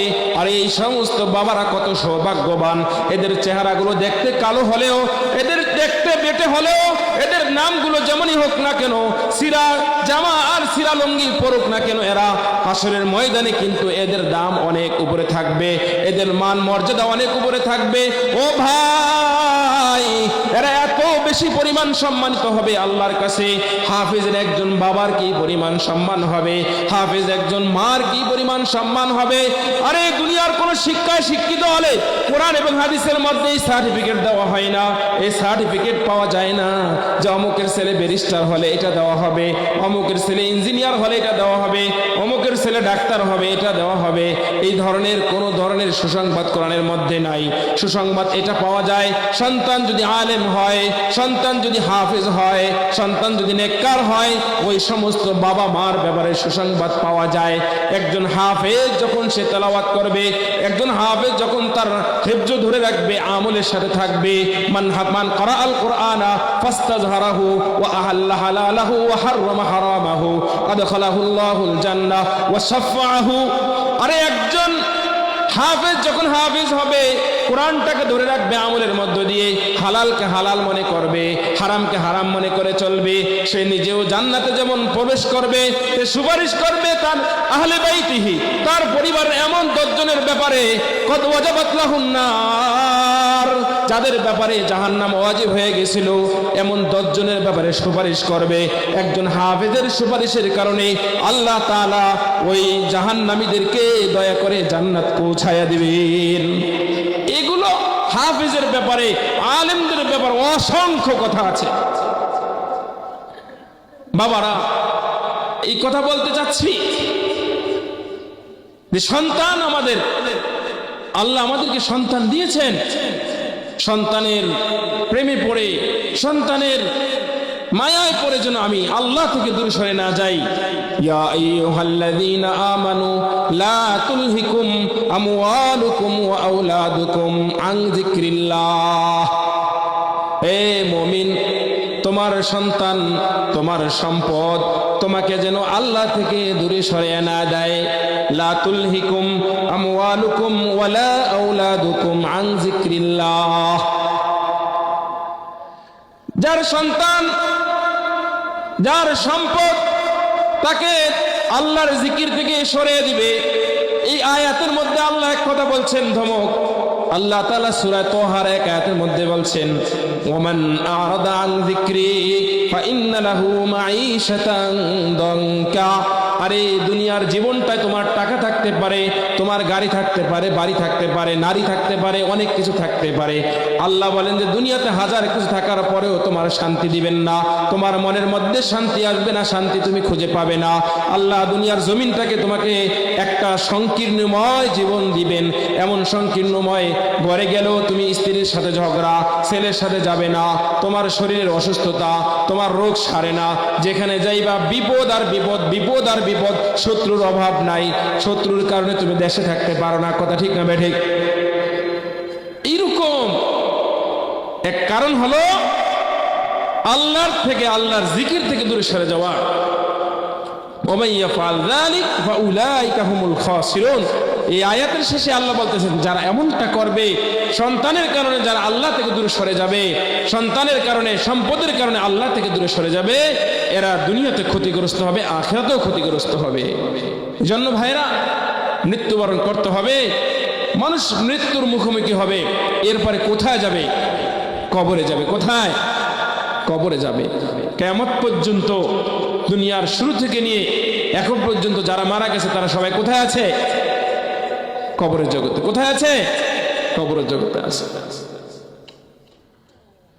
হায়, কবরের কোনো খবর আছে কারোর কাছে? আছে কোনো খবর? নাই কোনো খবর। কবর, নবীজি এক কবরের পাশ দিয়ে যাচ্ছিলেন। নবীজির চেহারা উপরের দিকে রাখলেন, সাহাবায়ে কেরাম তাকিয়ে আছেন। অনেকক্ষণ পর নবীজির চেহারা মোবারক নিচের দিকে নামাইলেন। আল্লাহ, সাহাবায়ে কেরাম জিজ্ঞাসা করলেন, ওগো নবীজি, আজকার আপনার যেই অবস্থা, যেই দৃশ্য দেখলাম, এমন দৃশ্য তো দেখি না নবীজি। সাহাবায়ে কেরামকে উদ্দেশ্য করে নবীজি বললেন, এই শোনো সাহাবীরা, কবরের যে ভয়াবহ অবস্থা চলছে, তোমাদেরকে আমি ওসিয়ত করে যাই, নসিহত করে যাই, বলে যাই, উপদেশ দিয়ে যাই, প্রতিদিন কমপক্ষে 2 থেকে 3 বার কবরের থেকে, কবরের আযাব থেকে আল্লাহর কাছে ক্ষমা চাইবা, পানা চাইবা। কারণ কবর এমন এক জায়গা, কবর প্রতিনিয়ত মানুষকে ডাকতেছে, এ মানুষ, এ আবু বকর, এ সিদ্দিক, এ অমুক, এ অমুক, শোনো, আমার কাছে আসার আগে বুঝে শুনে এসো। আনা বাইতুল গরিব।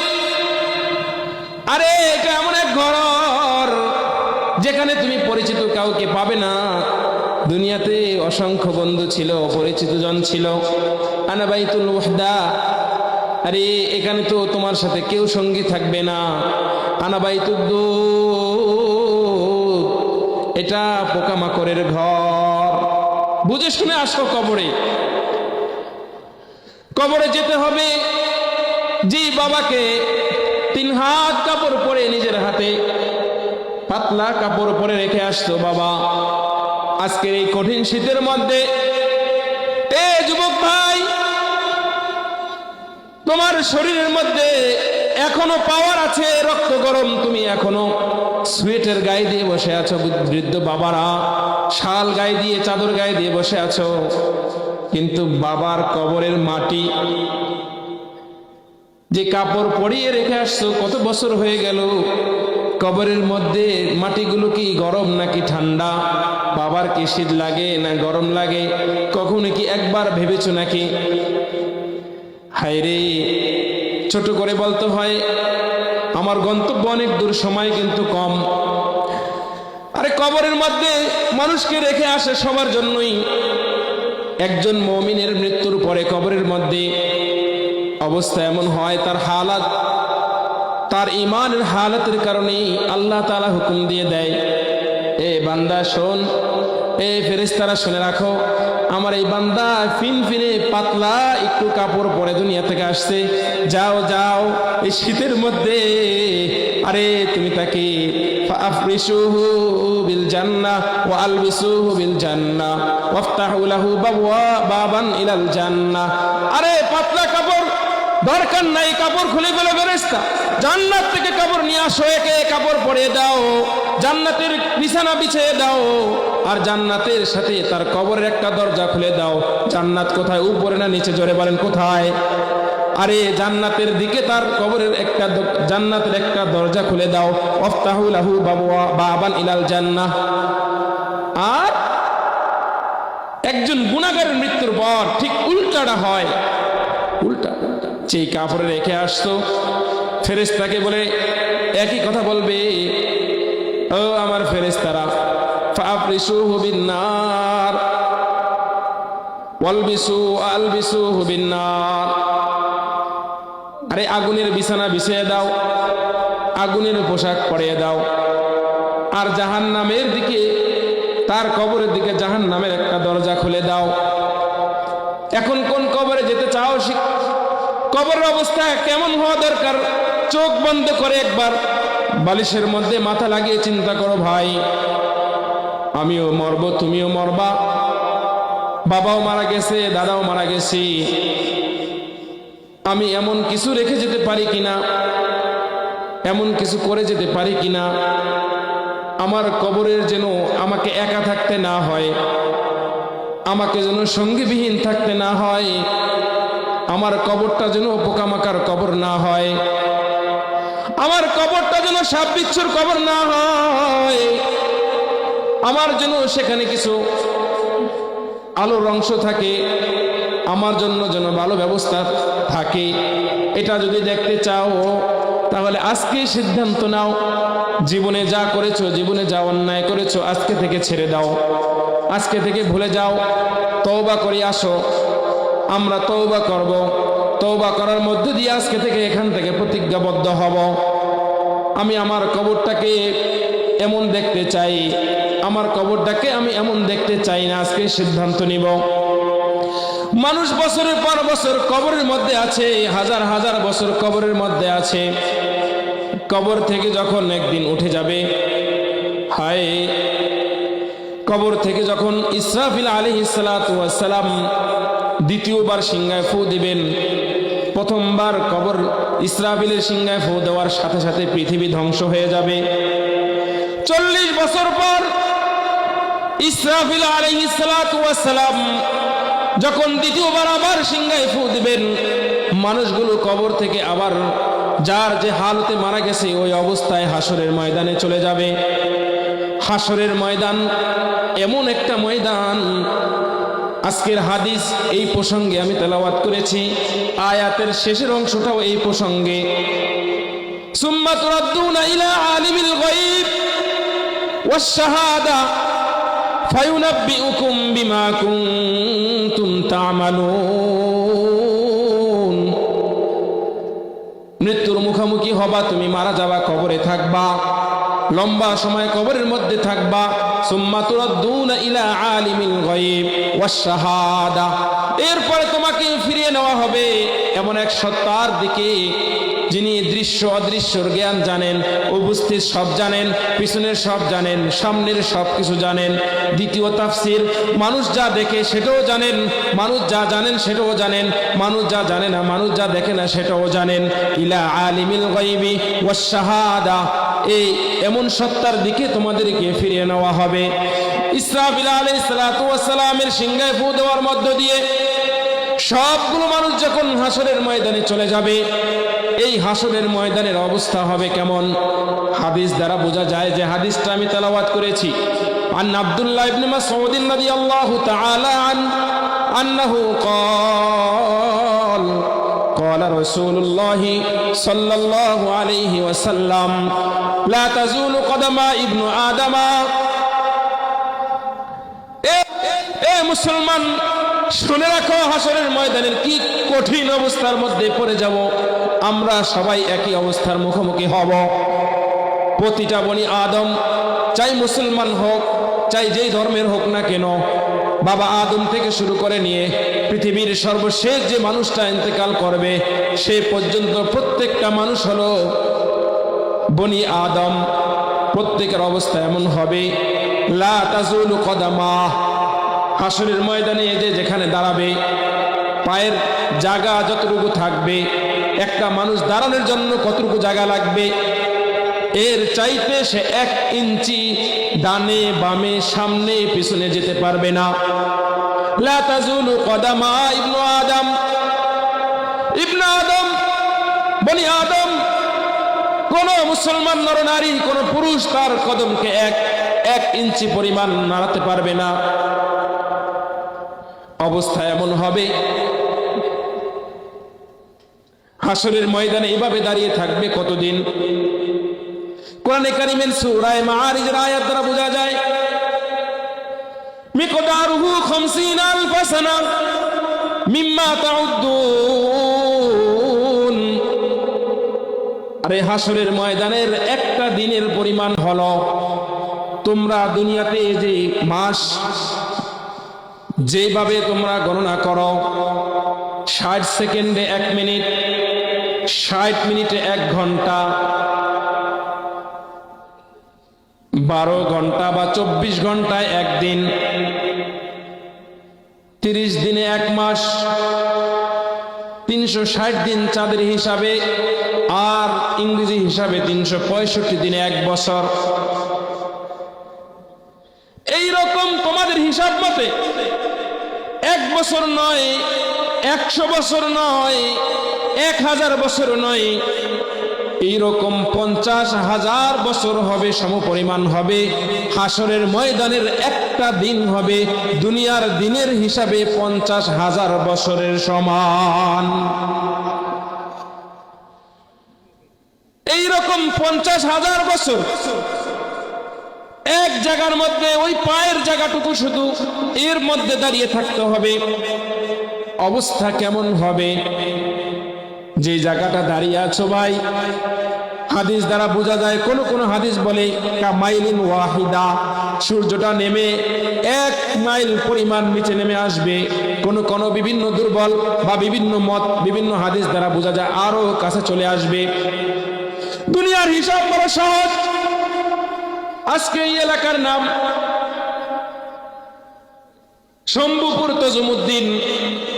শম্ভুপুর থেকে আজকে সূর্যের দূরত্ব কতটুকু দূরে জানুনি ভাই? পৃথিবীতে যে সূর্যের আলো গ্রহণ করি 9,30,00,000 মাইল দূরে অবস্থিত সূর্য। কত কোটি জোরে বলেন? 9,30,00,000 মাইল দূরে অবস্থিত দুনিয়ার সূর্য।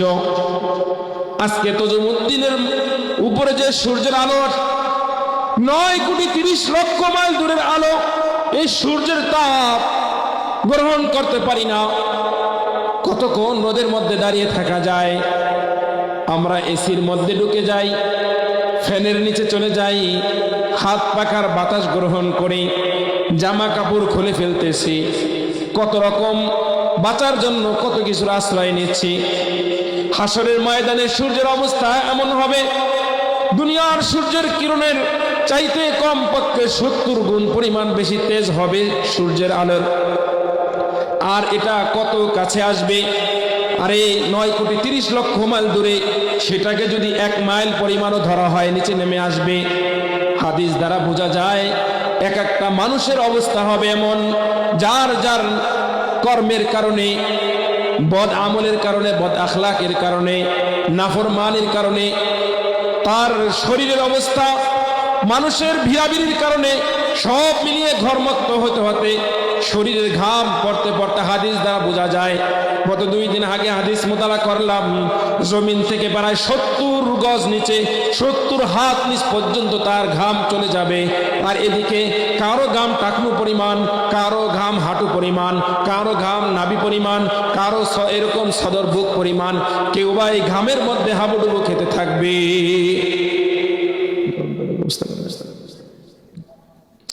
এইভাবে গরমের মধ্যে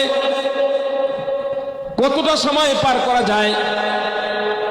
অবস্থা এত কঠিন হবে, এত নাজুক হবে, ওখান থেকে তুমি দাঁড়াতে পারবা না, সামনে চলতে পারবা না। নবীজি বলেন এই অবস্থায় থাকবে মানুষ, কম পক্ষে 5টা প্রশ্নের উত্তর দিতে হবে। 5 প্রশ্নের উত্তর না দিয়ে লা তাযালু কদমা ইবনু আদম হাত্তা ইউসআলা আন খামসিন, যতক্ষণ পর্যন্ত 5টা প্রশ্নের উত্তর না দিতে পারবা, এখান থেকে বিন্দু পরিমাণ, চুল পরিমাণ সরার কোনো সুযোগ থাকবে না। কঠিন অবস্থার মধ্যে পড়ে যাবে। হাসরবাসী টিকতে না পেরে ছুটাছুটি করবে, যাবে আদম আলাইহিস সালাতু ওয়াস সালামের কাছে। ও নবী আদম, আপনি তো দুনিয়ার সর্বপ্রথম নবী, আপনাকে আল্লাহ নিজ হাতে বানাইছেন, আপনার মধ্যে আল্লাহ রূহ ফুঁকে দিয়েছেন। নবীজি, আপনার কত সম্মান, মাখলুক দ্বারা আল্লাহ আপনার সেজদা করিয়েছেন। আদম, আজকে আল্লাহর দরবারে আপনি একটু সুপারিশ করেন, আল্লাহ যেন বিচার কার্য শুরু করে। আদম আলাইহিস সালাতু ওয়াস সালাম অস্বীকার করবেন, এটা আমি পারবো না, এটা আমার দ্বারা সম্ভব নয়, তোমরা অন্যদের কাছে যাও, আমি পারবো না। সবাই যাবে নূহ আলাইহিস সালাতু ওয়াস সালামের কাছে, একই আবেদন রাখবেন। নূহ আলাইহিস সালাতু ওয়াস সালাম বলবেন, না না না, এটা আমি পারবো না, কারণ আমি আল্লাহর কাছে আমার ছেলের ব্যাপারে, ছেলেকে যখন নৌকা উঠানোর জন্য চেয়েছিলাম, ধমক খেয়েছিলাম, আজকে যদি আল্লাহ জিজ্ঞাসা করে, আমি এর কোনো উত্তর আমি দিতে পারবো না, অতএব আমার লজ্জা লাগে, আমি এটা আল্লাহর কাছে বলতে পারবো না, সুপারিশ করতে পারবো না। 3 নম্বর যাবে ইব্রাহিমের কাছে। নবিয়ুনা ইব্রাহিম আলাইহিস সালাতু ওয়াস সালাম একই সুরে কথা বলবেন, এটা আমার পক্ষে সম্ভব নয়, আমিও পারবো না। সবাই 4 নম্বরে যাবেন মুসা আলাইহিস সালাতু ওয়াস সালামের কাছে, একই রকম আবেদন করার পরে তিনিও অস্বীকার করবেন, এটা আমার পক্ষে সম্ভব নয়। মুসা আলাইহিস সালাতু ওয়াস সালাম যখন ফিরিয়ে দিবেন, ঈসা আলাইহিস সালাতু ওয়াস সালামের কাছে যাবেন। ঈসা আলাইহিস সালাতু ওয়াস সালাম বলবেন, আমি তো পারবো না, এটা আমার পক্ষে সম্ভব নয়, তবে হ্যাঁ, তোমরা একটা কাজ করতে পারো, তোমরা যেতে পারো আখির নবী মুহাম্মদুর রাসূলুল্লাহ সাল্লাল্লাহু আলাইহি ওয়াসাল্লামের কাছে যাও, তিনি একমাত্র এটার অধিকারী, তার পক্ষেই এটা সম্ভব হবে। সকলে বড় আশা নিয়ে নবীজির কাছে যাবেন। নবীজির কাছে এই সুপারিশ করার পরে নবীজি বলে দিবেন, এটা প্রথমত আমার পক্ষেও সম্ভব নয়, যতক্ষণ পর্যন্ত আল্লাহর অনুমতি আমি না পাব। কারণ আল্লাহ তাআলা কোরআনের মধ্যে নিজেই বলে দিয়েছেন, কুল্লিল্লাহিস শাফাআতু জামিআ, আজকের এই দিনের একমাত্র সুপারিশের ক্ষমতা, কেবলমাত্র ক্ষমতা, সমস্ত সুপারিশের ক্ষমতা কার? জোরে বলেন কার? আর জোরে বলেন কার? সুপারিশ একমাত্র আল্লাহ। কুল্লিল্লাহিস শাফাআতু জামিআ মান যাল্লাযী ইয়াশফাউ ইনদাহু ইল্লা বিইজনিহি, আল্লাহর অনুমতি ছাড়া সুপারিশ করবে কি? এত বড় ক্ষমতা কার? নবীজি ফিরে দিবেন না আল্লাহর কাছে। যখন তিনি চাইবেন, মাকামে মাহমুদার মধ্যে সিজদার মধ্যে পড়ে যাবেন। নবীজি সিজদার মধ্যে পড়ে উম্মতের জন্য কাঁদতে কাঁদতে যখন একটা পর্যায়ে এমন হবে, আল্লাহ নবীজিকে ডেকে বলবেন, ওগো নবীজি, ইয়া মুহাম্মদ ইরফা রাসাক ওয়াসআল তুতা ওয়াশফা তুশাফা। এই মুহাম্মদ, আপনি মাথা উঠান, ও আমার বন্ধু, আপনি মাথা উঠান। আজকে আপনি যা চাইবেন আমি তাই দিব, যত চাইবেন ততই দিব। আপনি সুপারিশ করেন, আপনার সুপারিশ গৃহীত হবে। নবীজি সুপারিশের ক্ষমতা পেয়ে যাবেন এই প্রথম। এর আগ পর্যন্ত নবীজিও সুপারিশ করবেন না। আল্লাহর পক্ষ থেকে যখন সুপারিশের অনুমতি আসবে, নবীজি সুপারিশ করবেন। কার জন্য করবেন? কাদের জন্য সুপারিশ আসবে? ও ভাই, আজকে বড় আক্ষেপ নিয়ে বলি, বড় কষ্ট নিয়ে বলতে হয়, তুমি নামাজ পড়ো না, তুমি রোজা রাখো না, তোমার মুখে দাড়ি নাই, সুন্নত নাই, তুমিও মনে করো আমাকে নবীজি শাফাআত করবে, তুমি সুন্নাহর উপরে চলো না, তুমি হালাল ভাবে চলো না, তুমি হারামের উপরে আছো, আর তুমিও মনে করো তুমিও শাফাআত পাবে। না না, শাফাআত তোমার জন্য না, শাফাআত সকলের কপালে জুটবে না। দুনিয়া থেকে যাওয়ার আগে নিজের জীবনকে পরিবর্তন করো, নিজেকে পরিবর্তন করো, নিজের লেবাসের পরিবর্তন করো, নিজের জীবন চরিত্রের মধ্যে পরিবর্তন আনো। যদি শাফাআত পেতে চাও, সুন্নতের অনুকরণে চলে আসো, সুন্নতের অনুকরণ করো, সুন্নতের অনুকরণের উপরে মরো। যদি তুমি শাফাআত পেতে চাও, সুন্নতের অনুকরণ করো আর সুন্নতের অনুসরণে মরো। আশা করা যায় সুন্নতের কারণে নবীজির শাফাআত তোমার কপালে জুটে যাবে। ও ভাই, বলতেছিলাম এই কঠিন অবস্থার মধ্যে বান্দাকে 5 প্রশ্নের মুখোমুখি হতে হবে। এর মধ্যে প্রথম প্রশ্ন, ও বৃদ্ধ বাবারা, ও যুবক ভাইয়েরা, আসো ভাই, হাত দুটা তোমাদের কাছে সবিনয়ে পেতে দিলাম। আজকের আমল সামনে যে আলোচনাটুকু হবে, আলোচনার মূল অংশ সামনে আসতেছে, এটা যদি আজকে গ্রহণ করতে পারি, আশা করা যায় আজকের মাহফিল সাকসেস হবে, আজকের মাহফিল আমাদের জন্য সার্থক হবে। প্রথম প্রশ্ন হবে, সকলকেই এই প্রশ্নের মুখোমুখি হতে হবে। আজকে তোমাকে আমি 60 বছরের জীবন দিলাম, 70 বছরের জীবন দিলাম, আমার দেওয়াই যৌবন, আমার দেওয়া জীবন তুমি কোন পথে কাটাইছো বলে যাও। তোমাকে যে আমি সময় দিলাম, এটা তুমি কোন পথে খরচ করেছো আজকে বলে যাও। আন উমারিহি ফিমা আফনাহু, তোমাকে আমি সময় দিলাম 60 বছর, 70 বছর। আল্লাহ যখন জিজ্ঞাসা করবে, এই আব্দুর রহিম অমুক হাওলাদার সাহেব, 60 বছরের হিসাব দাও, আপনি কি বলবেন? আল্লাহ, ধান লাগাইছিলাম, মরিচ লাগাইছিলাম, পেঁয়াজ লাগাইছিলাম, রসুন লাগাইছিলাম, বাজার করছি, হাট বাজার করছি, গাছ লাগাইছিলাম, ছেলে মেয়ে হয়েছিল, বিয়া শাদী দিছি, এগুলোর জন্য আল্লাহ বানাইছিলেন? হাই হাই, এগুলোর জন্য আল্লাহ বানায় নাই। হারে ভাই, আল্লাহ তাআলার কাছে হিসাব দিতে হবে, হিসাব প্রতিটা কর্মের জন্য হিসাব দিতে হবে, জীবনের প্রতিটা কদমে কদমে হিসাব নেবেন আল্লাহ। প্রতিটা কাজের জন্য আল্লাহর আদালতে মুখোমুখি হতে হবে। হায়াত যা দিয়েছেন প্রতিটা সেকেন্ডের মিনিটের হিসাব দিতে হবে। প্রথমত হিসাব নেবেন আল্লাহ তাআলা, আমার দেওয়া হায়াতের কোন কাজে ব্যবহার করছো সেটার হিসাব দাও। এখানে যে পাস করবে, এখানে যে আল্লাহকে খুশি করতে পারবে। তৃতীয় প্রশ্ন করা হবে, এই হায়াতের গুরুত্বপূর্ণ অংশ ছিল তোমার যৌবন।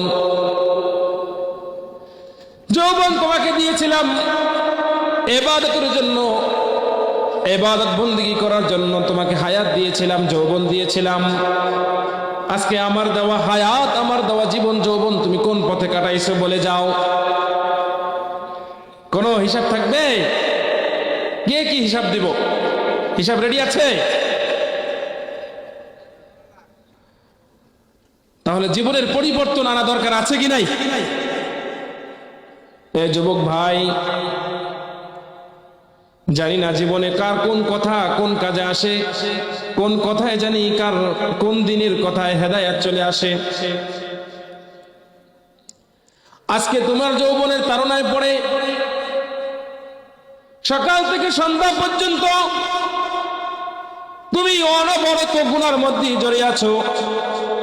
এই কপাল পোড়া, সকাল থেকে সন্ধ্যা পর্যন্ত 5 ওয়াক্ত নামাজ, মুয়াজ্জিন সাহেব মিনারে আজান দিচ্ছে, মাইকে আজান দিচ্ছে, হাইয়া আলাস সালাহ। মুয়াজ্জিন সাহেব আজান দিচ্ছে, আসসালাতু খায়রুম মিনান নাওম। একবার না, দুইবার না, দিনে 5 বার তোমাকে মসজিদে ডাকতেছে, অথচ তুমি তোমার ঘরের মধ্যে, দোকানের মধ্যে, রাস্তার মধ্যে, মাঠের মধ্যে, বিলের মধ্যে তুমি তোমার কাজে নিয়ে যেত। তুমি যা করতেছো তোমার যৌবনে হিসাব দিবা।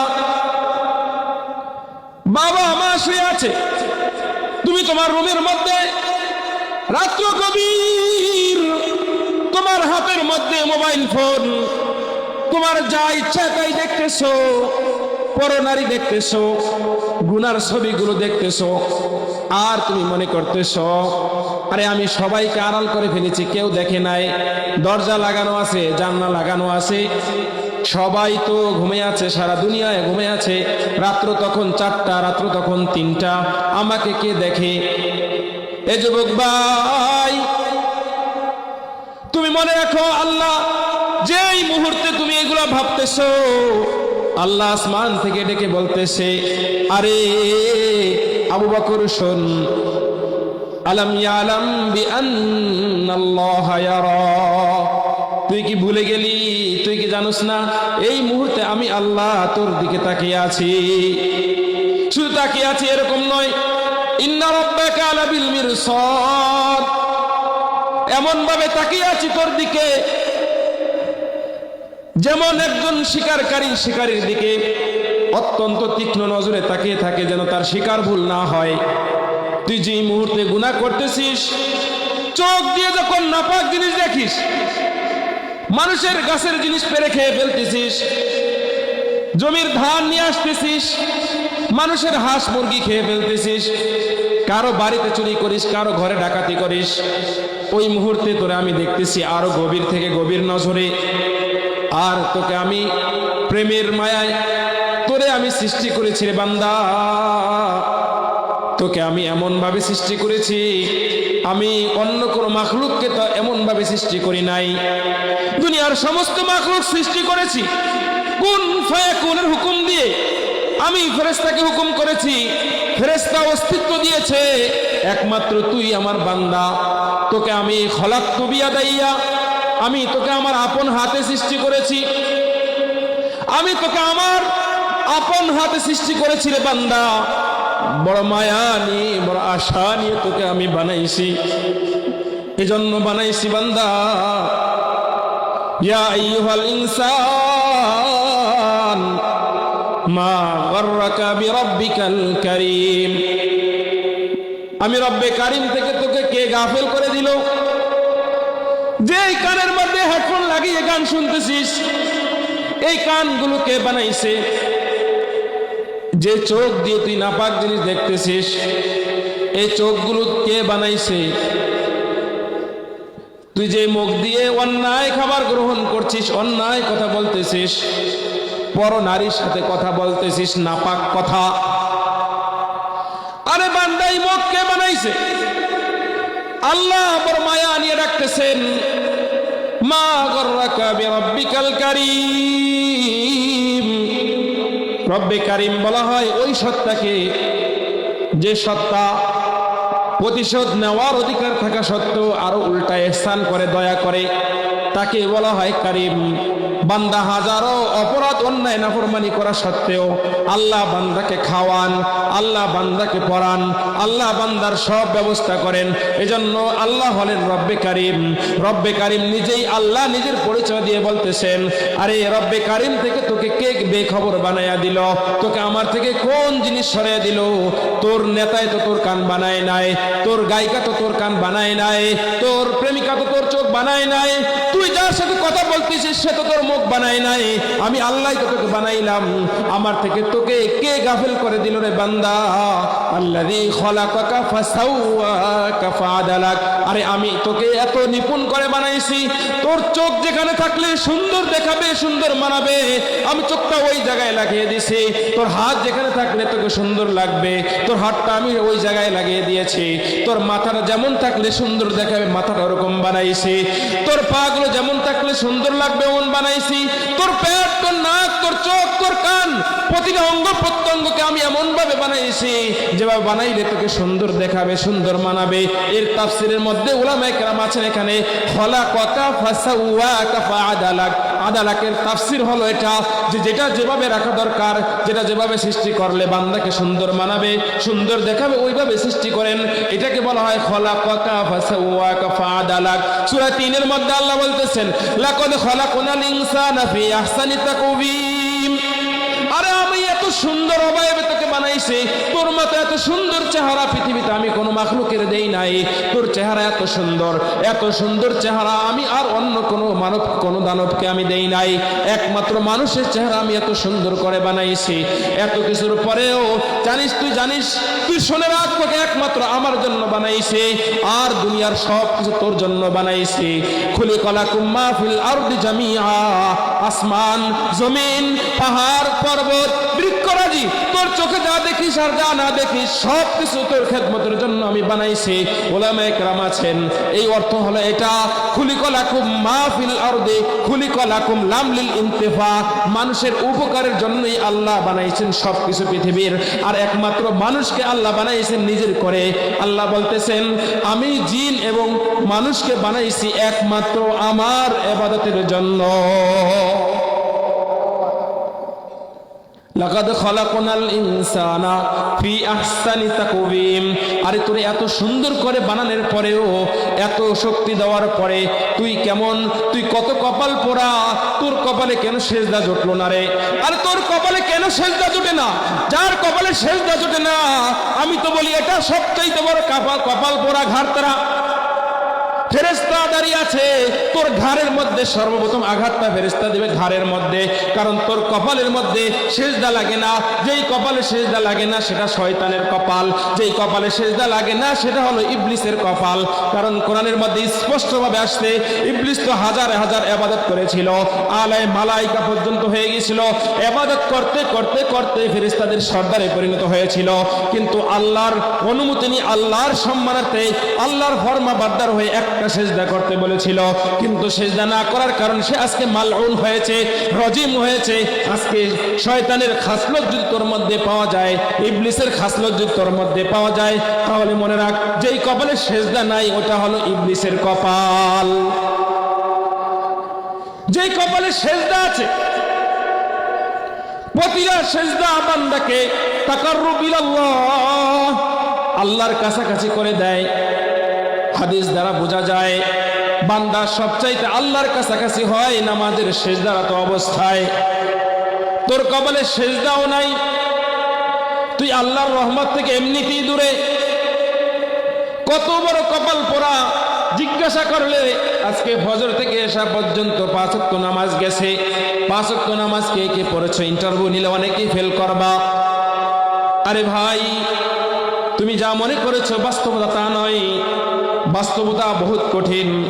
শুধু একবার দিনের কান দিয়ে কথা শুনে যাও, কোন দিনের কোন কথা জানি তোমার জীবনের হেদায়েত চলে আসতে পারে। এ ভাই, কোরআনে কারীমের হিকায়াত তাফসীরের মধ্যে পাওয়া যায়। বড় এক ডাকাত ছিল পৃথিবীর বুকে, নাম করা ডাকাত, ফুযাইল ইবনে ইয়াজ। ফুযাইল ইবনে ইয়াজ এত বড় ডাকাত ছিল। এই ফুযাইল ইবনে ইয়াজের নাম নিয়ে মা বাচ্চাকে ঘুম পাড়াইতো। বাচ্চা যদি কান্নাকাটি করত, বাচ্চাকে এই বলে ঘুম পাড়াইতো। রাশিয়ার সমরকন্দ এলাকায় জন্ম হলো ফুযাইল ইবনে ইয়াজের। খুব সম্ভবত মারা গেছেন 187 হিজরিতে। ফুযাইল ইবনে ইয়াজ জীবনের শুরুটা ছিল ডাকাতি কর্ম দিয়ে। ডাকাতি করতে করতে এত বড় ডাকাত ছিল, দেশের মধ্যে নাম করা ডাকাত। আমাদের দেশে নামকরা সন্ত্রাসী আছে কি নাই? আপনাদের দেশে নামকরা চোর আছে কি নাই? আছে। রাশিয়ার সমরকন্দ এলাকার সবচাইতে নামকরা ডাকাতটার নাম ছিল ফুজাইল ইবনে ইয়াজ। একদিন কোন এক বাড়িতে রাতের গভীরে ডাকাতির জন্য যায়। ডাকাতির জন্য যখন ঘরের সামনে গিয়ে হাজির হয়, রাত্র গভীর, ঘরওয়ালা কোরআন তেলাওয়াত করতেছে আর ডাকাত বাহির থেকে তেলাওয়াত শুনতেছে। ঘরওয়ালা তেলাওয়াত করে, আলাম ইয়ানি লিল্লাযীনা আমানু আন তাখশা কুলুবুহুম লিযিকরিল্লাহ। অর্থ বুঝে ফেলছে, ডাকাত আরবি অর্থ জানে, তার ভাষাও আরবি, সে আরবি বোঝে। আয়াত শুনে আর অর্থ চিন্তা করতেছে, আলাম ইয়ানি লিল্লাযীনা আমানু, এ মুমিন এখনো কি তোমার সময় হয় নাই? আল্লাহ এমন মায়া নিয়ে ডাকতেছেন, এ মুমিন তোমার কি এখনো সময় হয় নাই? তুমি নিজেকে আল্লাহর সামনে সঁপে দিবা, নিজেকে মাথা নত করে দিবা, আল্লাহর জিকিরের সামনে তোমাকে ছোট করে দিবা। তুমি কি আর নামাজ পড়বা না মুমিন? এ ভাই, প্রতিটা মানুষকে এভাবে আল্লাহ ডাকে, এ বান্দা তুই কি আমাকে আর ডাকবি না? তুই কি আর নামাজ পড়বি না রে বান্দা? তুই কি আর রোজা রাখবি না? তুই কি আর হালাল খাবি না? স্বামী আর স্ত্রী যখন ঝগড়া করে, একটা পর্যায়ে যখন বুঝতে পারে যার ভুল, স্ত্রী স্বামীর হাত ধরে বলে, তুমি কি আমাকে রাখবা না? তুমি কি আমার সাথে আর আগের মতো ব্যবহার করবা না? বড় দরদ নিয়ে বলে। স্বামীর মন এক সময় গলে যায়, স্ত্রীর মন এক সময় গলে যায়। আল্লাহ প্রতিনিয়ত বান্দাকে এইভাবে ডাকে, বান্দারে তুই কি আর আমাকে ডাকবি না একবার? তুই কি আমার ইবাদত আর করবি না? তুই কি কোরআন তেলাওয়াত আর করবি না রে বান্দা? তুই কি আর হালাল পথে চলবি না? আলাম ইয়ানি লিল্লাযীনা আমানু আন তাখশা কুলুবুহুম লিযিকরিল্লাহ। ফুজাইল ইবনে ইয়াজ যখন এই আয়াতের মর্ম অনুধাবন করলো, নিজের ভুল বুঝতে পেরে পিছনের দিকে সরে আসলো। ঘরের ডাকাতি আর করতে পারে নাই, পিছনের দিকে চলে এসে আল্লাহর কাছে বলে, আল্লাহ বালা ইয়া রব্বি কদ আন, বালা ইয়া রব্বি কদ আনা। হ্যাঁ হ্যাঁ আল্লাহ, সময় হয়ে গেছে, আমি এখনই ফিরে আসবো। আল্লাহ আমি এখনই ফিরে আসতেছি, আমি আমার ভুল বুঝতে পেরেছি। আল্লাহ ডাকাতি ছেড়ে দিয়ে পাশের ঘরে চলে গেছে। পাশে একটা ঘরের মধ্যে গেছে, মন বলে আমি এখানে এই রাত্রেই তওবা করব। মজার বিষয় হলো, এমন একটা ঘরের মধ্যে গেছে যে ঘরের মধ্যে কিছু মুসাফির রাস্তা থেকে তৎকালীন সময়ে রাত্র হয়ে গেলে যারা রাত্র যাপনের জন্য এই ঘরগুলির মধ্যে ঢুকত, অন্ধকার রাত্রে মুসাফিররা তাকে দেখে নাই, সে আড়াল করে ইবাদতের জন্য ঢুকেছিল যে তওবা করবে, আল্লাহর কাছে ঢোকার আগ মুহূর্তে সে কান পেতে শুনতেছে। পরস্পরে তারা বলতেছে, আস্তে কথা বলো না, ফুজাইল কিন্তু টের পাইলে আমাদেরকে রাখবে না। ফুজাইল যদি টের পায় আমাদের সম্পদ রাখবে না। এই কথা শোনার সাথে সাথে ফুজাইল